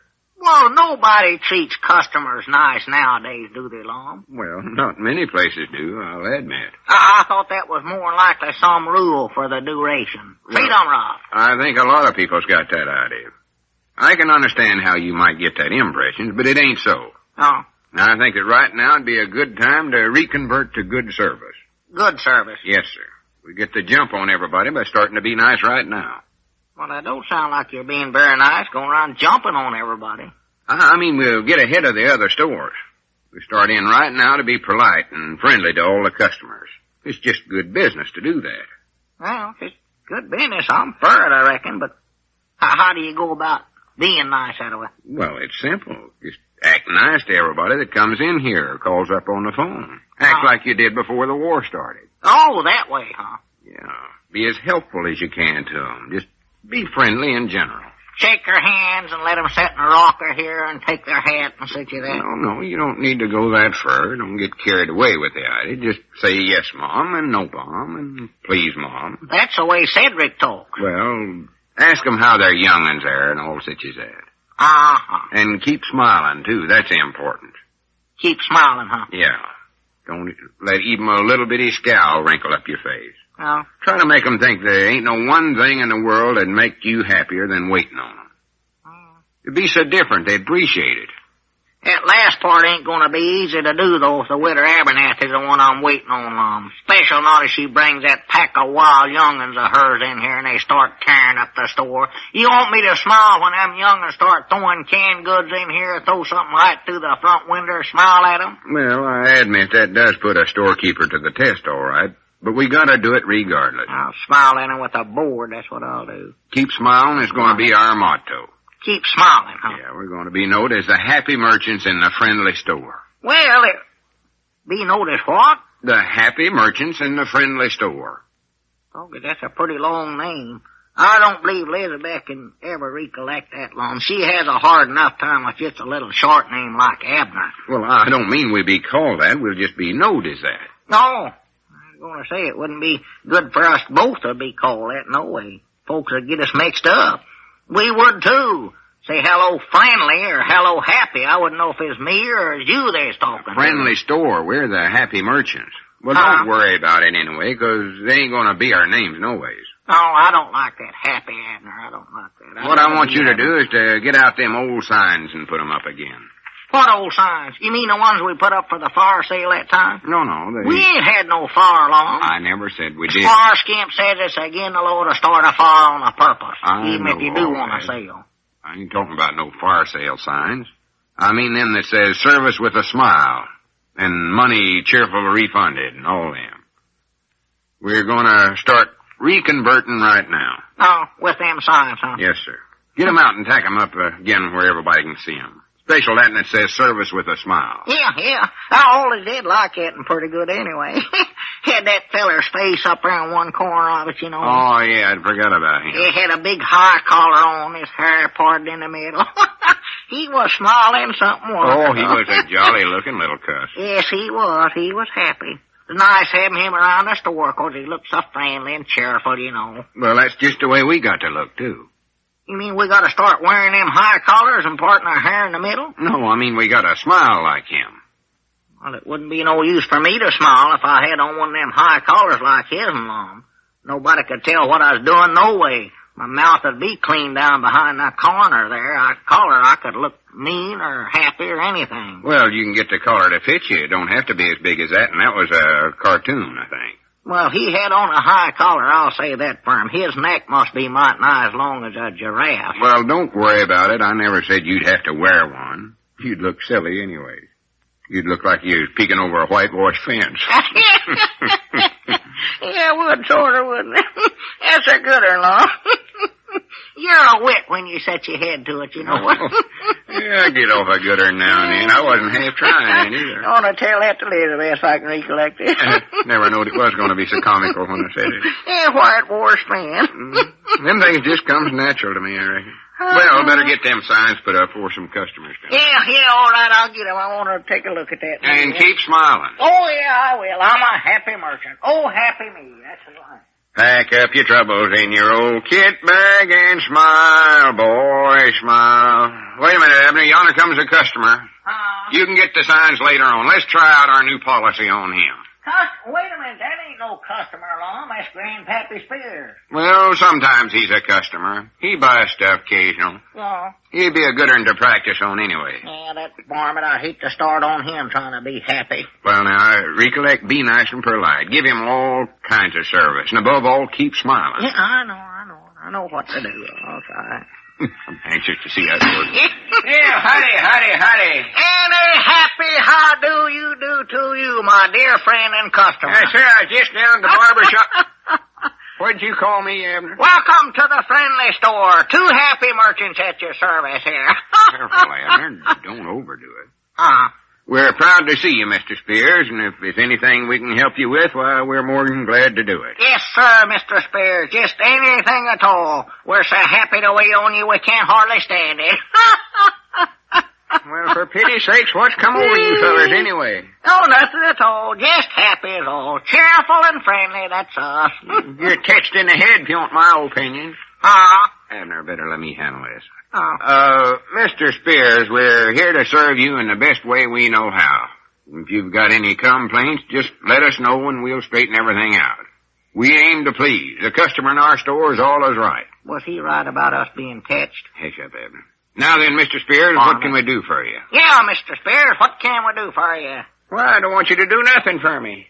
I just come in to tell you who I seen down to barber shop. You'll never guess. No, sir, never in the pigeon-toed world. Now, listen, Grandpap, we're trying to be polite to you, so the least you can do is to buy a little something. Abner, watch your tone of voice there and recollect a smile. Oh, I forgot. No, sir, you'll never guess it. Do you know who it was, Lum? Well, I know. Do you know Abner? Of course not. I weren't down there. I weren't down there. Abner, don't scowl. I'm sorry. Yes, sir, I'll tell you who it was. Gessmer Butte. Gessmer Butte? Yes, sir. You know him, Abner.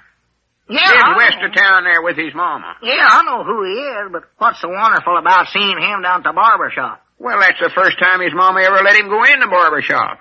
Here he is, a boy going on 22 and ain't never been inside of a barber shop before. Now, Grandpap, he ain't that old. Abner, don't argue. Well, he ain't. This is all part of our new policy. Keep the customer happy. I'll try. No, sir, it was the first time he's ever in there. And you ought to saw how mad old Mose Moots got when Gessmer clumb up into the barber chair, unwrapped a package and taken out a big oatmeal bowl and slapped it on his head and said, all right, start cutting. Well, wait a minute. What are you fellas grinning at me that way for? We ain't grinning, we're smiling. You're grinning and I don't like it. Are you trying to make out like I ain't telling the truth? Why, no, we never said nothing like that. Well, what's the matter then? What are you making fun of me for then? We ain't making fun of you, honest. Yes, you are. Well, there's something peculiar going on here, and I tell you again, I don't like it. I could tell something was wrong the minute I come inside the door there. Well, now, Grandpa, I could tell by the looks on your faces. You look like a couple of spavined-legged jack-o'-lanterns. Now, listen here, don't you go calling us names, Wait a Grandpappy minute, Spear. Listen, Grandpap, we weren't making fun of you at all. It's just our new policy here, giving service with a smile. We're happy merchants. I don't care what you are. Them donkey grins on your faces has given me the creeps ever since I got in here. Is it my clothes you're laughing at about me? Your clothes? Why, that's What's the matter with my clothes? What's the matter with them? Well, ain't nothing the matter. I didn't... All right, so maybe my britches ain't aren't as good as they ought to be. But Charity's just been too busy the last couple of weeks to get around to it. Grandpap, we never said nothing about your... Jiminy, I ain't going to stand here and let you fellers make fun of my woman just 'cause she can't keep up on her earnings. Well, we ain't... I tell you, I ain't coming in this knock-kneed store again as long as I live. If I live to be 190 years old... Grandpap, now come back here. That's very odd. It's two grown men grinning like a couple of chessy cats with nothing better to do than stand around and waste their time making fun of a poor little old woman. And don't you fellers know there's a war going on?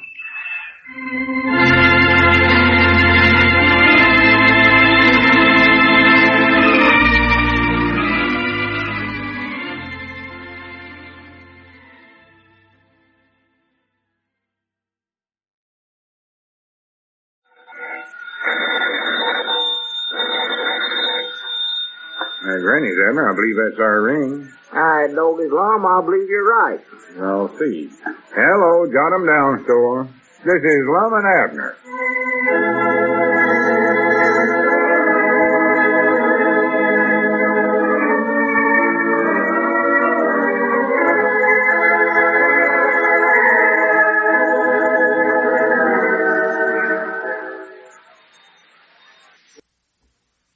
And now, let's see what's going on down in Pine Ridge.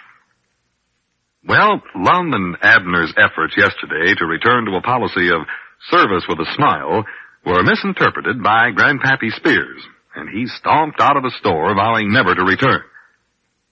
As we look in on the little community today, we find Abner in the Jot 'em Down store and library, absorbed in another current problem of the merchant, as he talks on the telephone. Listen. Well, let's see now, Miss Pomeroy. I believe them is 80 points. Yes, Mom. Well, Miss Pomeroy, we don't decide how many points on stuff ourselves. The OP&A does all that. Well, all right, I'll take it up with them. I don't reckon it'll do much good, though. No, Mom. Well, Abner, looks like I'm going to have to run for... Yes, Mom. Excuse me. Well, of course, what you ought to did was can your own peaches. I know Elizabeth canned about, I don't know, must have been 60 or 70 quarts of them. Hurry up, Abner. I want to talk to you. You thought what? Oh, well, I could have told you different than that. Yes, Mom. Was there anything else now? All right, we'll try to get your order out this afternoon sometime. Much obliged. Goodbye. What's Miss Pomeroy worrying about now? She's mad at me 'cause the points is too high on canned peaches. Oh. And the reason she never canned none herself was 'cause she thought the war would be over by now, she said. That sounds like her, all right. Oh, yeah. Yeah, she's one of them folks that thinks all they have to do is just sit around and wait for the war to be over. Yeah. Never think about doing a little something themselves to help get it over. Oh, no. What was you want to talk to me about, Lum? Oh, it weren't much. I was just going to say that the way things look now, I more than likely have to run for office again this year. For office? Yeah, school board president. Oh, that. Yeah, the election's going to be held tomorrow, and it looks like I'll have to give in to public demands. Well, ain't they holding that election sort of late this year? Yeah, well, that shows right there what kind of a school board president we got in office now. It does, huh? Why, Caleb Weehunt never did know how to run nothing.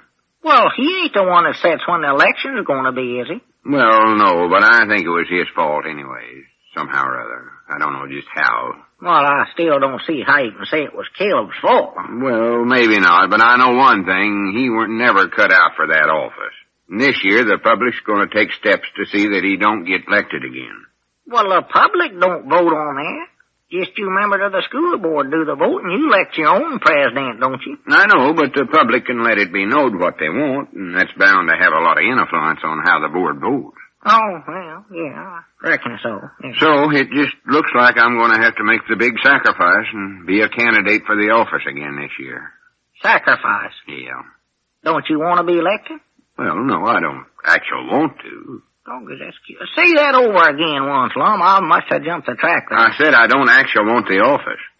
That's what I thought you said the first time. You feeling all right today, are you, Lum? Of course I am. I never felt better. Well, maybe you ought to see Doc Miller and just have a general checking up on him. Abner, I feel perfect good. There ain't nothing wrong with me. Ain't, huh? Of course not. Well, it's just a shame you got to take an office you don't want that way. I know, but there just ain't no way to get out of it, hardly. If the public demands me, well, it's my duty to be a candidate. Yes, sir, that is a dirty shame. Got to listen to the voice of the public, you know. Got to forget myself in a time like this. Just ignore my own private interests and comforts and all that. Well, now, I'm willing to do this for you, Lum. I'll go out and tell this public to stop demanding. Well, now, wait a minute. I'll do it. I'll tell them. Ezra C. Strunk or Squire Skimp could run that school board just as good as you. Better even. I ain't so Ain't sure no about sense of shoving you into something that you hate and despise anyway. Well, I don't exactly hate and despise it, Abner. I'm more than glad to do my duty. Oh, I know you are, Lum, but there ain't no sense you giving up everything just for that. Doggies, I'll just make an announcement on the party line Abner, right now. don't go near that phone. Tell them that you just ain't fit for the office. Or to stop that demanding there. Get away from that phone, Abner. Don't jerk a receiver. I told you I'm willing to make the sacrifice. And Granny's nobody ain't going to keep me from doing it, neither. But I still say, Lum. And here's something else. Anything you tell them now wouldn't make no difference no ways. It wouldn't. Why, of course not. The public's done made up its mind they want me in there. Ain't nothing nobody can do about it now. It's too late. Well, that's the way it is. Why? That's the way it is, I'm feared. The public's mind's made up. And once that gets set, a team of horses couldn't pull it in some other direction. Well, here, though, Lum, how do you know the public's mind's all made up? Well, that ain't hard to tell. It's just in the atmosphere. In the atmosphere? Yeah, you hear it every which way you turn. Every place there's people talking, that's what they're saying. We gotta get old Lum back running the school board, they say. We gotta get shut of Caleb Wehunt. Our children's education depends on Lum Edwards. Who's been saying all that? Well, everybody in town. That's peculiar. I ain't heard nobody say it. Well, that's just 'cause you ain't been getting around much the last couple of days. Well, I've been down to barber shop, drugstore, over Dick Huddleston's store, down at the blacksmith shop, them horseshoe games, and I made the delivers every day all around town. I know, but you just ain't the kind of a feller that keeps his finger on the pulse of the public. You don't go around with your ear to the ground. Well, no, I don't do that.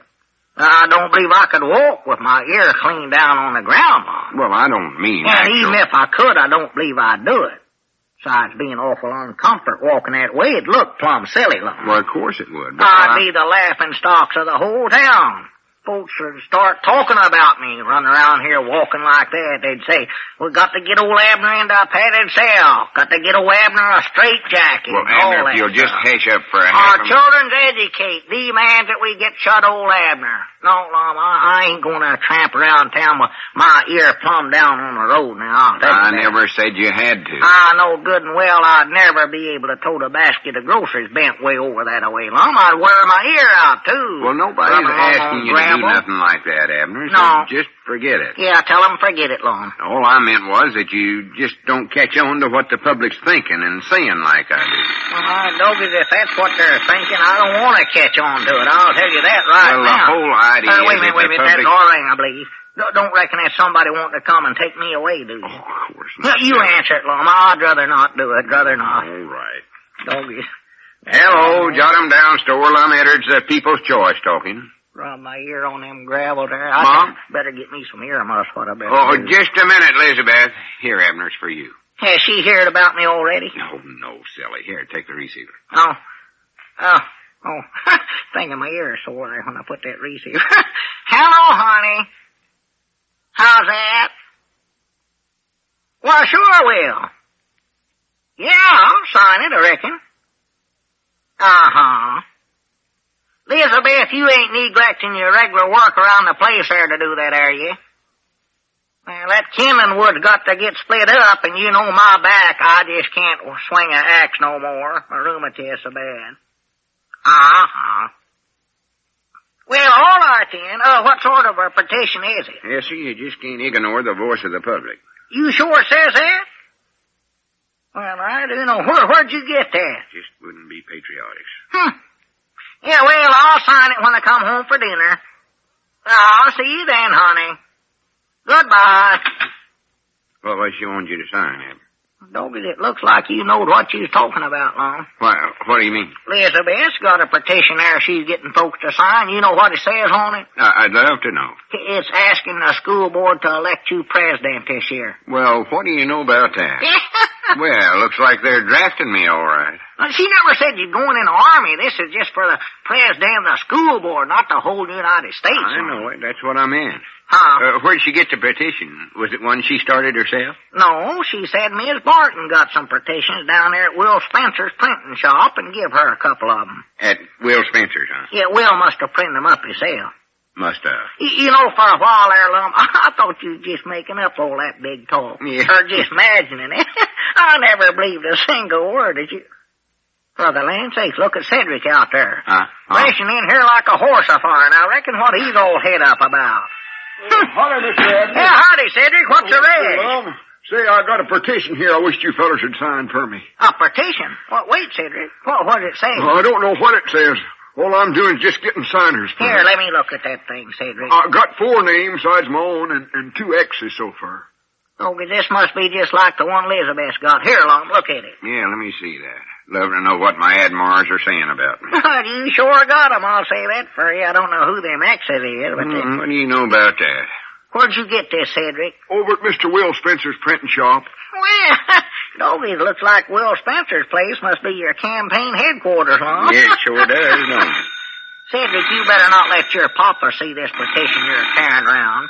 This thing's just getting him out of office, what it's doing. Mom? There's our phone again, I believe, Lum. Yeah, you get it, Abner. More than likely another one of my admirers. Sort of embarrasses me to talk to him. Yeah, I'll talk to him for you. Hello, jot 'em down, store and library. Abner Peabody doing the talking. Who? Oh, well, wait, he's right here. Oh, sure, I'll take a message for her. Oh. Yeah, well, don't worry, I'll be more than happy to tell him that. Yeah, all right. Goodbye. Who was that, Abner? Will Spencer. Will Spencer? Yeah, he says to tell you the charge for printing up them petitions you ordered, Lum, is $4.92.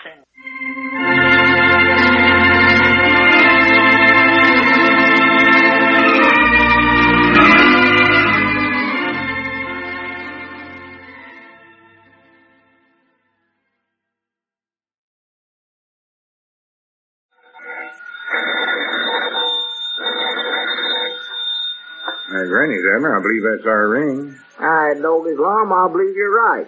I'll see. Hello, jot 'em down, store. This is Lum and Abner.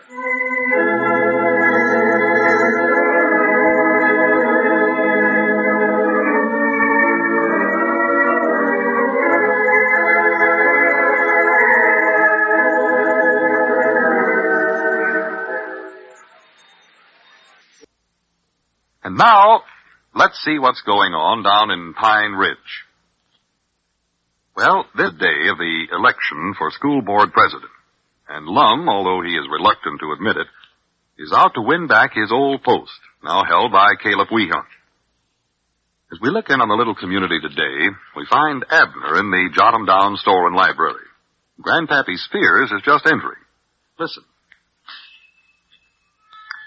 Come in. Oh, well, Well, howdy, Grandpap. Come in. Howdy. Come right on back here. I doggies we can have a fast game of checkers. Lum ain't here now. I know he ain't. He's over there at the school board election. Yeah, how'd you know that? Well, I was just over there just now and heard Lum got elected president. He did? Well, president of the school board, not president of the United States. Yeah, well, that's what he's running for, was president of the school board. Good for old Lum.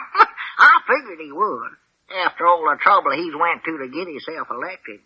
Got out a batch of petitions favoring himself, and I don't know what all. Yeah, I thought he was saying the other day that he never wanted that office. Well, that's what he says, Grandpap, but actually he's just dying to get to be president of that board again. Just putting that on, huh? Oh, I can see clean through Lum when he gets to talking that way. Well, he's got his wish now, so he ought to be happy. Oh, he's the new president. Well, he'll They be done happy, counted all right. election. Yeah. Of course, he won't act like he's happy, though.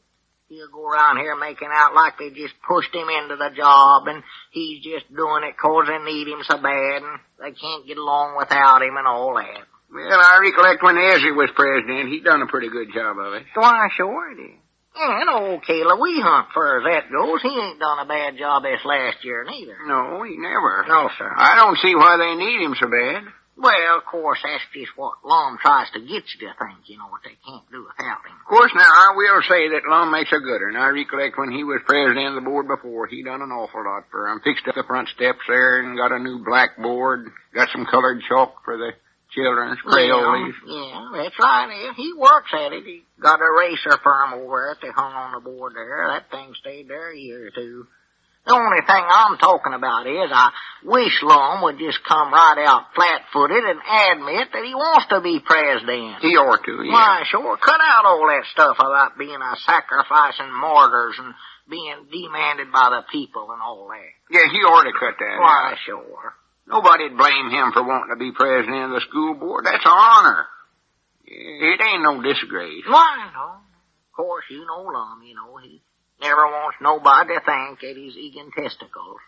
And on the other hand, he always wants to make everything look more important than it actually is, too. Yeah, you're right, Abner. Lum's cute about them things. I don't know what's with him. No. You know what he told me just before he went over at election today? No, what? Ain't got the least idea. He said another reason he never wanted to get elected was 'cause everybody'd stand around congratulating him. He said that always embarrassed him something wonderful for him to do that. Embarrassed him? That's what he said. I'd love to be congratulated for something. So does Lum, actually. He just talks that way. No, me, he'd be the worst one disappointed feller in this world if folks never congratulated him. Why, sure he would. I bound you, Grandpap, if he'd come in here right now and we never jumped up and shaken his hand and slapped him on the back and all that, why, he'd be so took down he'd just stomp right out of this door here and never come back. Oh, yeah, that's just about what it happened. No, he'd just die. I'd kill him. Plumb outright kill him. Jiminy Abner, I got an idea. Huh? What if we actually done that? Actually done what? Sit here and ignore his winning election. Just act like nothing new ain't happened. Not even shake his hand once? No, don't hardly look up even. We just sit here and concentrate on our checker game.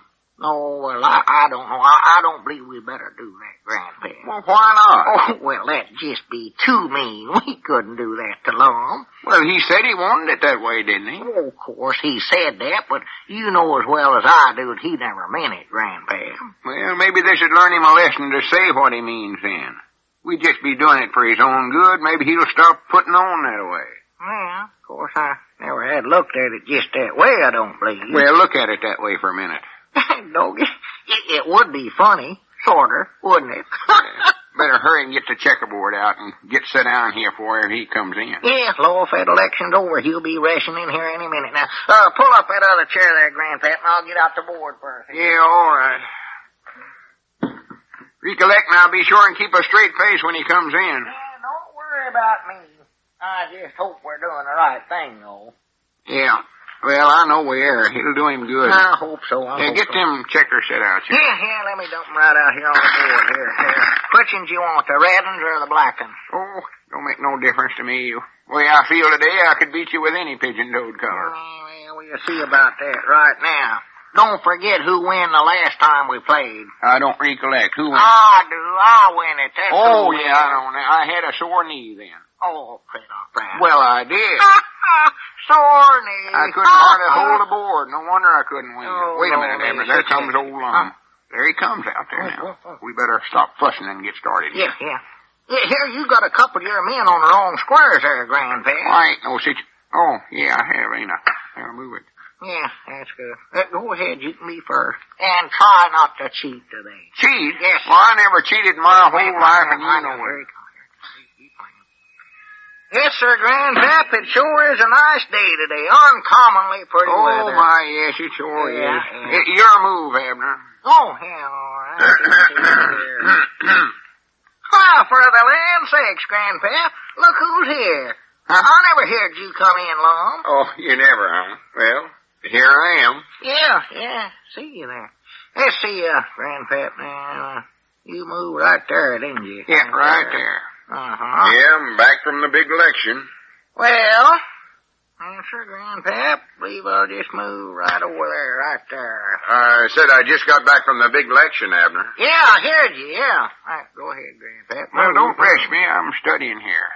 Oh, but you better study if you're going to do any good in this game, I'll tell you that. Get your thinking cap on. Sure was a close election this year. Well, Grandpap, you can't move that away. Look I know the rules. I just resting on that square there for a minute. Resting? To figure out something tricky here. Well, just watch yourself. Yes, sir, it sure was closed. That sure was what, Lum? I say the election was sure Grandpap, closed. cut out that resting. You ain't that tired. Dog as them checkers ain't so heavy to lift. I'll play my game and you play yours. All right, but let's play the same game. Play checkers, both of us. Poor old Caleb Wehunt. I hear he lost out on the election this year. You did, huh? Yeah, he didn't win. Well, you sure now that's your move, Grandpap? Yeah, that's it right there. You just ain't resting for a while now. No, hit stand right there and you talk me out of it if you want to, but I won't budge. No, that's where I want you to move. I don't want to get out of it. Goes now. What's the matter? Huh? Thought I had something studied out there. That blame it all anyway. Yeah, sure is a good thing Sister Simpson never won that election today. See here now, I had something figured out. A woman wouldn't make no good of a school board president, no ways. Ain't that what you think, Grandpap? How's that, Lum? I wasn't paying no attention. Don't sit there jawing with Lum so much. Can't you see I'm trying to concentrate here? Oh, excuse me, Abner. I see now. And I believe I'll try that one right there. Well, good. Yes, sir, there's the worst one mistake you ever made, Abner Peabody. Is that so? Gonna be right down in your king roll there in a minute. See, get out of that fear so smart. You know, Abner, it always tickles me how anxious folks are to find out how some little old election comes out. Yeah. Sure, move, Grandpap. Move. I know it is. Well, do something. Just don't stand there and look at it. First thing they ask, who win? Who win the election, they want to know. Yeah, I reckon that's people for you. There's my move, Abner. Right there. If I was you, I'd just give up right now and save myself a lot of embarrassment. This game ain't over yet, Grandpap. Well, what are you fellas doing, playing a game of checkers? Yeah, playing checkers. Well, who's winning? It's always interesting to know who wins something. No matter what it is, checker games or foot race or election. Yeah, it is interesting. You want us to let you know who wins this game quick as it's over? Yeah, I wish you would. Love to know the worst way. Yeah, I don't think you're going to have to wait long, neither. How do you like that move right there, Grandpa? Oh, that don't worry me none. I've just been holding back so far to keep the game even. I'll start playing my level best now. Keep it even? Over I'm so far ahead of you now, you ain't hardly in the game no more. Well, if you fellers think you can get along without me for a little while, I believe I'll run down to the barber shop. Yeah, sure. Go ahead, Lum. Go ahead. Might be some fellers down there that want to ask me some questions about something. Fellers that's interested in civic affairs, education, stuff like that. Yeah. I'll be seeing you sometime. Yeah, all right. I'll call you up and let you know how the game comes out. Yeah, do that. Yeah, so long. Yeah, so long, Lum.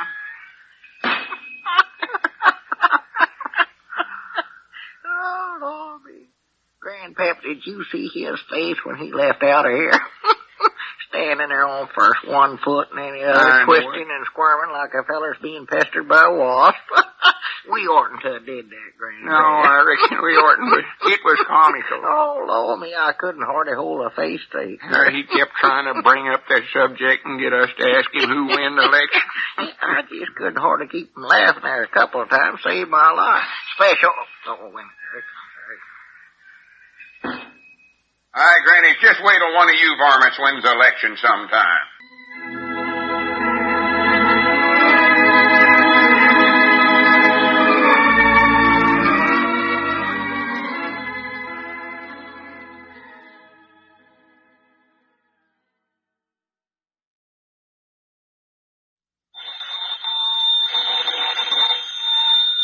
Granny's, Abner. I believe that's our ring. Hi, Doggy's Lum. I believe you're right. I'll see. Hello, John 'em Down store. This is Lum and Abner.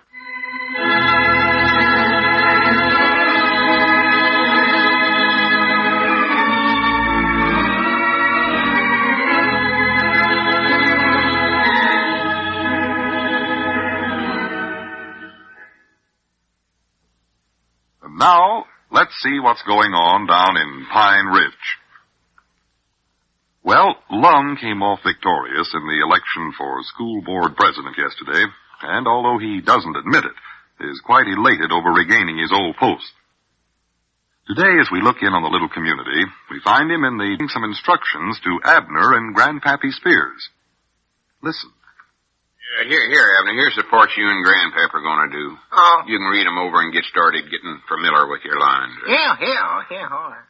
Reckon where Cedric and Mousy are at. Well, I just called over to Cedric's place. Mama said him and Mouse left there some time ago, so they ought to be here any minute now, I reckon. Oh, we stayed hurry.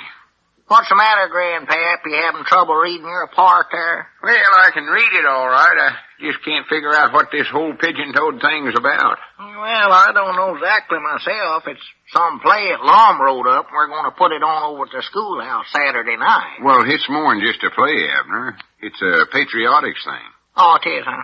See, long as I'm a leading citizen and president of the school board now, I was asked to help out with a campaign to recruit fellers for the Merchant Marines. Merchant Marines? Yeah. So I figured the best way to do it is to put on a play and show the folks exactly how important them merchant seamen's are. Let 'em see with their own eyes. Well, is that what we're going to be in the play, Merchant Seaman? Well, some of us are. Oh. I might be a captain or an admiral or something like that. Yeah, figured that. Well, what do they want to recruit seamen for? Ain't they got enough already? Grannies, no.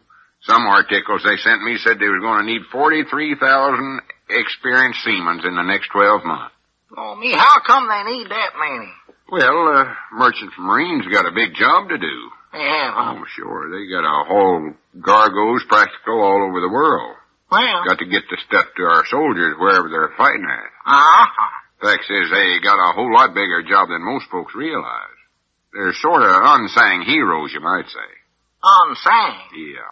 Well, they could learn them to sing. That ain't hard. Sister Simpson would give them some lessons learned. Well, what I mean is people don't give them enough credit for the good work they're doing. Oh. But I'm in hopes that this play of mine will change that altitude around Pine Ridge here anyway. Well, are we going to wear sailor suits and all that? Wait a minute. There comes Cedric and Mousy right now. Oh, well, good. Now we can get down to some good steady practicing.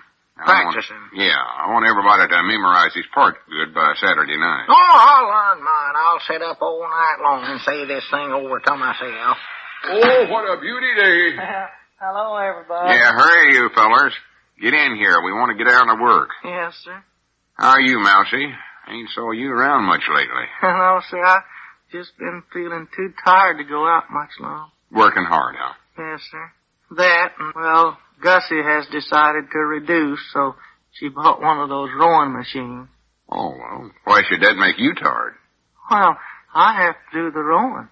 Oh, well, that ain't more'n right, I reckon. A man ought to do the rowing. Yes, sir, that's what Well, come on, let's get started with the play acting. That's what let's get started. Yeah, that's what I like to do. Oh, me too, boy. Lum, give Cedric and Mousy their part turn. Let's stop this jaw flapping here and get down to work. Now, the lines you're supposed to read are marked right in there. Yes, sir.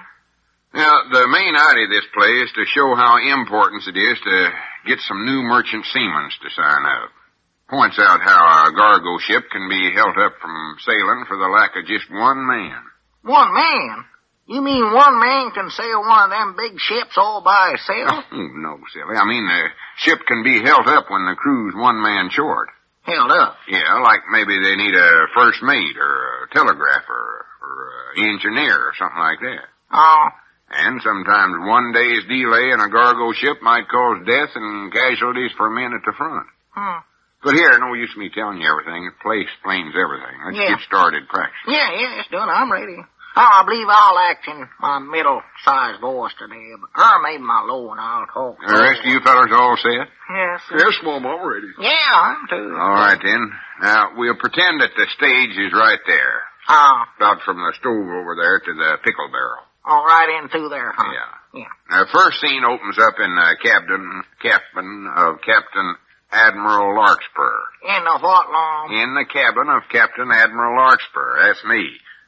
And the assistant captain, that's you, Abner. Yeah, I see it's marked here for me. Yeah. Yeah, you've just come back from the officer's mess. And you're... did what? Come back from the officer's mess. That's where they eat.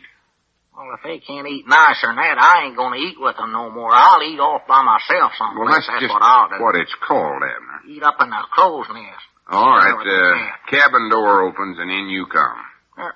Cabin door? What are we doing here, Uncle Tom's cabin? No, of course not. I thought you said this was about a ship, Long. Well, it is. This is the captain's cabin on board the ship. Now, hurry up and read your lines. Must be a hillbilly who has to have a cabin built on a boat for himself. Am I in the cabin now? Yeah. Old log cabin. You started out. Go ahead. Oh, let's see. Yeah. A.A. Captain Admiral Larkspur. A.A. A.A., sir. What are we voting on, anyway? Is the cargo all loaded, assistant captain? A.A., sir. Is the hatches all hatched down? A.A., sir. Is that all I got to say is A.A.? No, you got some more words there in a minute. Oh. Is the battens all battened down? A.A., sir. Are we ready to weigh anchor then? Do I have to weigh an anchor to be in this play, Lum? Them things are heavy. What difference does it make? Read your lines there, Abner. That's what you have to do now. Yeah, all right. No, sir, Captain Admiral Larkspur. Sir, we ain't ready to weigh anchor, sir. I'm glad to hear that. Don't have to weigh it anyway. Why? What is the trouble? I am 1 short man, sir. That's I am 1 man short. Oh, I am 1 man short, sir. I need a oiler. I don't need no oiler, Lum. The ship does, though. Ships don't squeak. They ain't got no wheels on them. And there's lots of machinery on ships that has to be oiled. Now, just hush up and read what you're supposed to. All right. A oiler, huh? H-M-M. That is unfortunate. Wait a minute. I'm supposed to read that. You're my part there. Oh. A oiler, huh? Oh, that is unfortunate. We have a importance cargo on board, and it must not be delayed for lack of 1 man. Call the head telegrapher. A, sir. Buzz. Well, them sound effects. B? No, them sound effects. We're buzzing for the telegrapher. Sir. Here comes the head telegrapher now. Hello, telegrapher. Oh, did you buzz, sir? I buzzed. A. This is fun, boy. Anyway. What does it mean? Just keep reading there, you fellas. Here, sir, is head telegrapher Adams, sir. Whereabouts? That you said. Excuse me. No wonder I couldn't see me. Send out a message as to wit per follows. Head telegrapher Adams. A. You're supposed to say Sir Cedric. A, Sir Cedric. Wanted at once 1 able-bodied oiler for the good ship SSSS Galleon. All applicants apply at once by wire and collect to United States Merchant Marine, Washington, D.C. Send that out by Moses Code. Yes, Mom. A, sir. A, sir. Tap, tap, tap, tap, tap, tap, tap. What's that tapping stuff, Lum? I don't know. It's wrote down here. What, does Cedric do a tap dance in this show, Lum? No, he just sent out the Moses Code. And that's the end of the first act now. Now, Now, the big search for an oiler starts. They got woodpeckers on their boat. Got to find one to keep the ship from being held up. The second act opens up in the office of a merchant marine recruiting office. That's you, Grandpap. And in walks a big, husky, rough, tough feller named Ironsides Olson. That's you, Mousie. Yes, sir. All right. Here goes for Act 2. You're first, Mousie. Yes, sir. Howdy do you do? I have came to apply for a job as oiler. Oh, I see. Come in and set my boy down, and set down my boy. Yes, sir. You say you want this job. What are your qualifications for same? By horns, woggles, I am a rough man of the sea. I am stout as a iron bucket. I can see that, Ironsides Olson, but are you a good oiler? I am the roughest and toughest and the strongest oiler that has ever sailed the 7 seas. I have handled some of the biggest, hardest oiling jobs from Davy Jones' locker room. Wait a minute, Ironsides. I believe that's our ring. Yes, You sir. get it, Abner. I don't want to get out of the mood of the play. Yeah, I'll get it, sure. Yeah. Hello, John down store and library. Assistant captain doing the talking. Who? Oh, just a minute. Here, it's for you, Mousie. Yes, sir. Thank you. Hello? This is old Ironside speaking. What the heck do you want? Oh, well, I didn't know it was you, Gussie. Yes, but honey, I did. Yes, Gussie. Yes, Gussie. Right away. Goodbye, Gussie. Oh, Who was that, Mr. Mills? gee, Lum, I guess I'll have to drop out of the play. I can't be a rough, tough oiler after all. Well, why not? Well, Gussie wants to wear her new blue dress today. Well, what's that got to do with you? Well, see, I haven't finished whipping the lace on the collar yet. Well, so long, fellas. I better get right out of here. Well, so long, Yeah, so long, Ironside.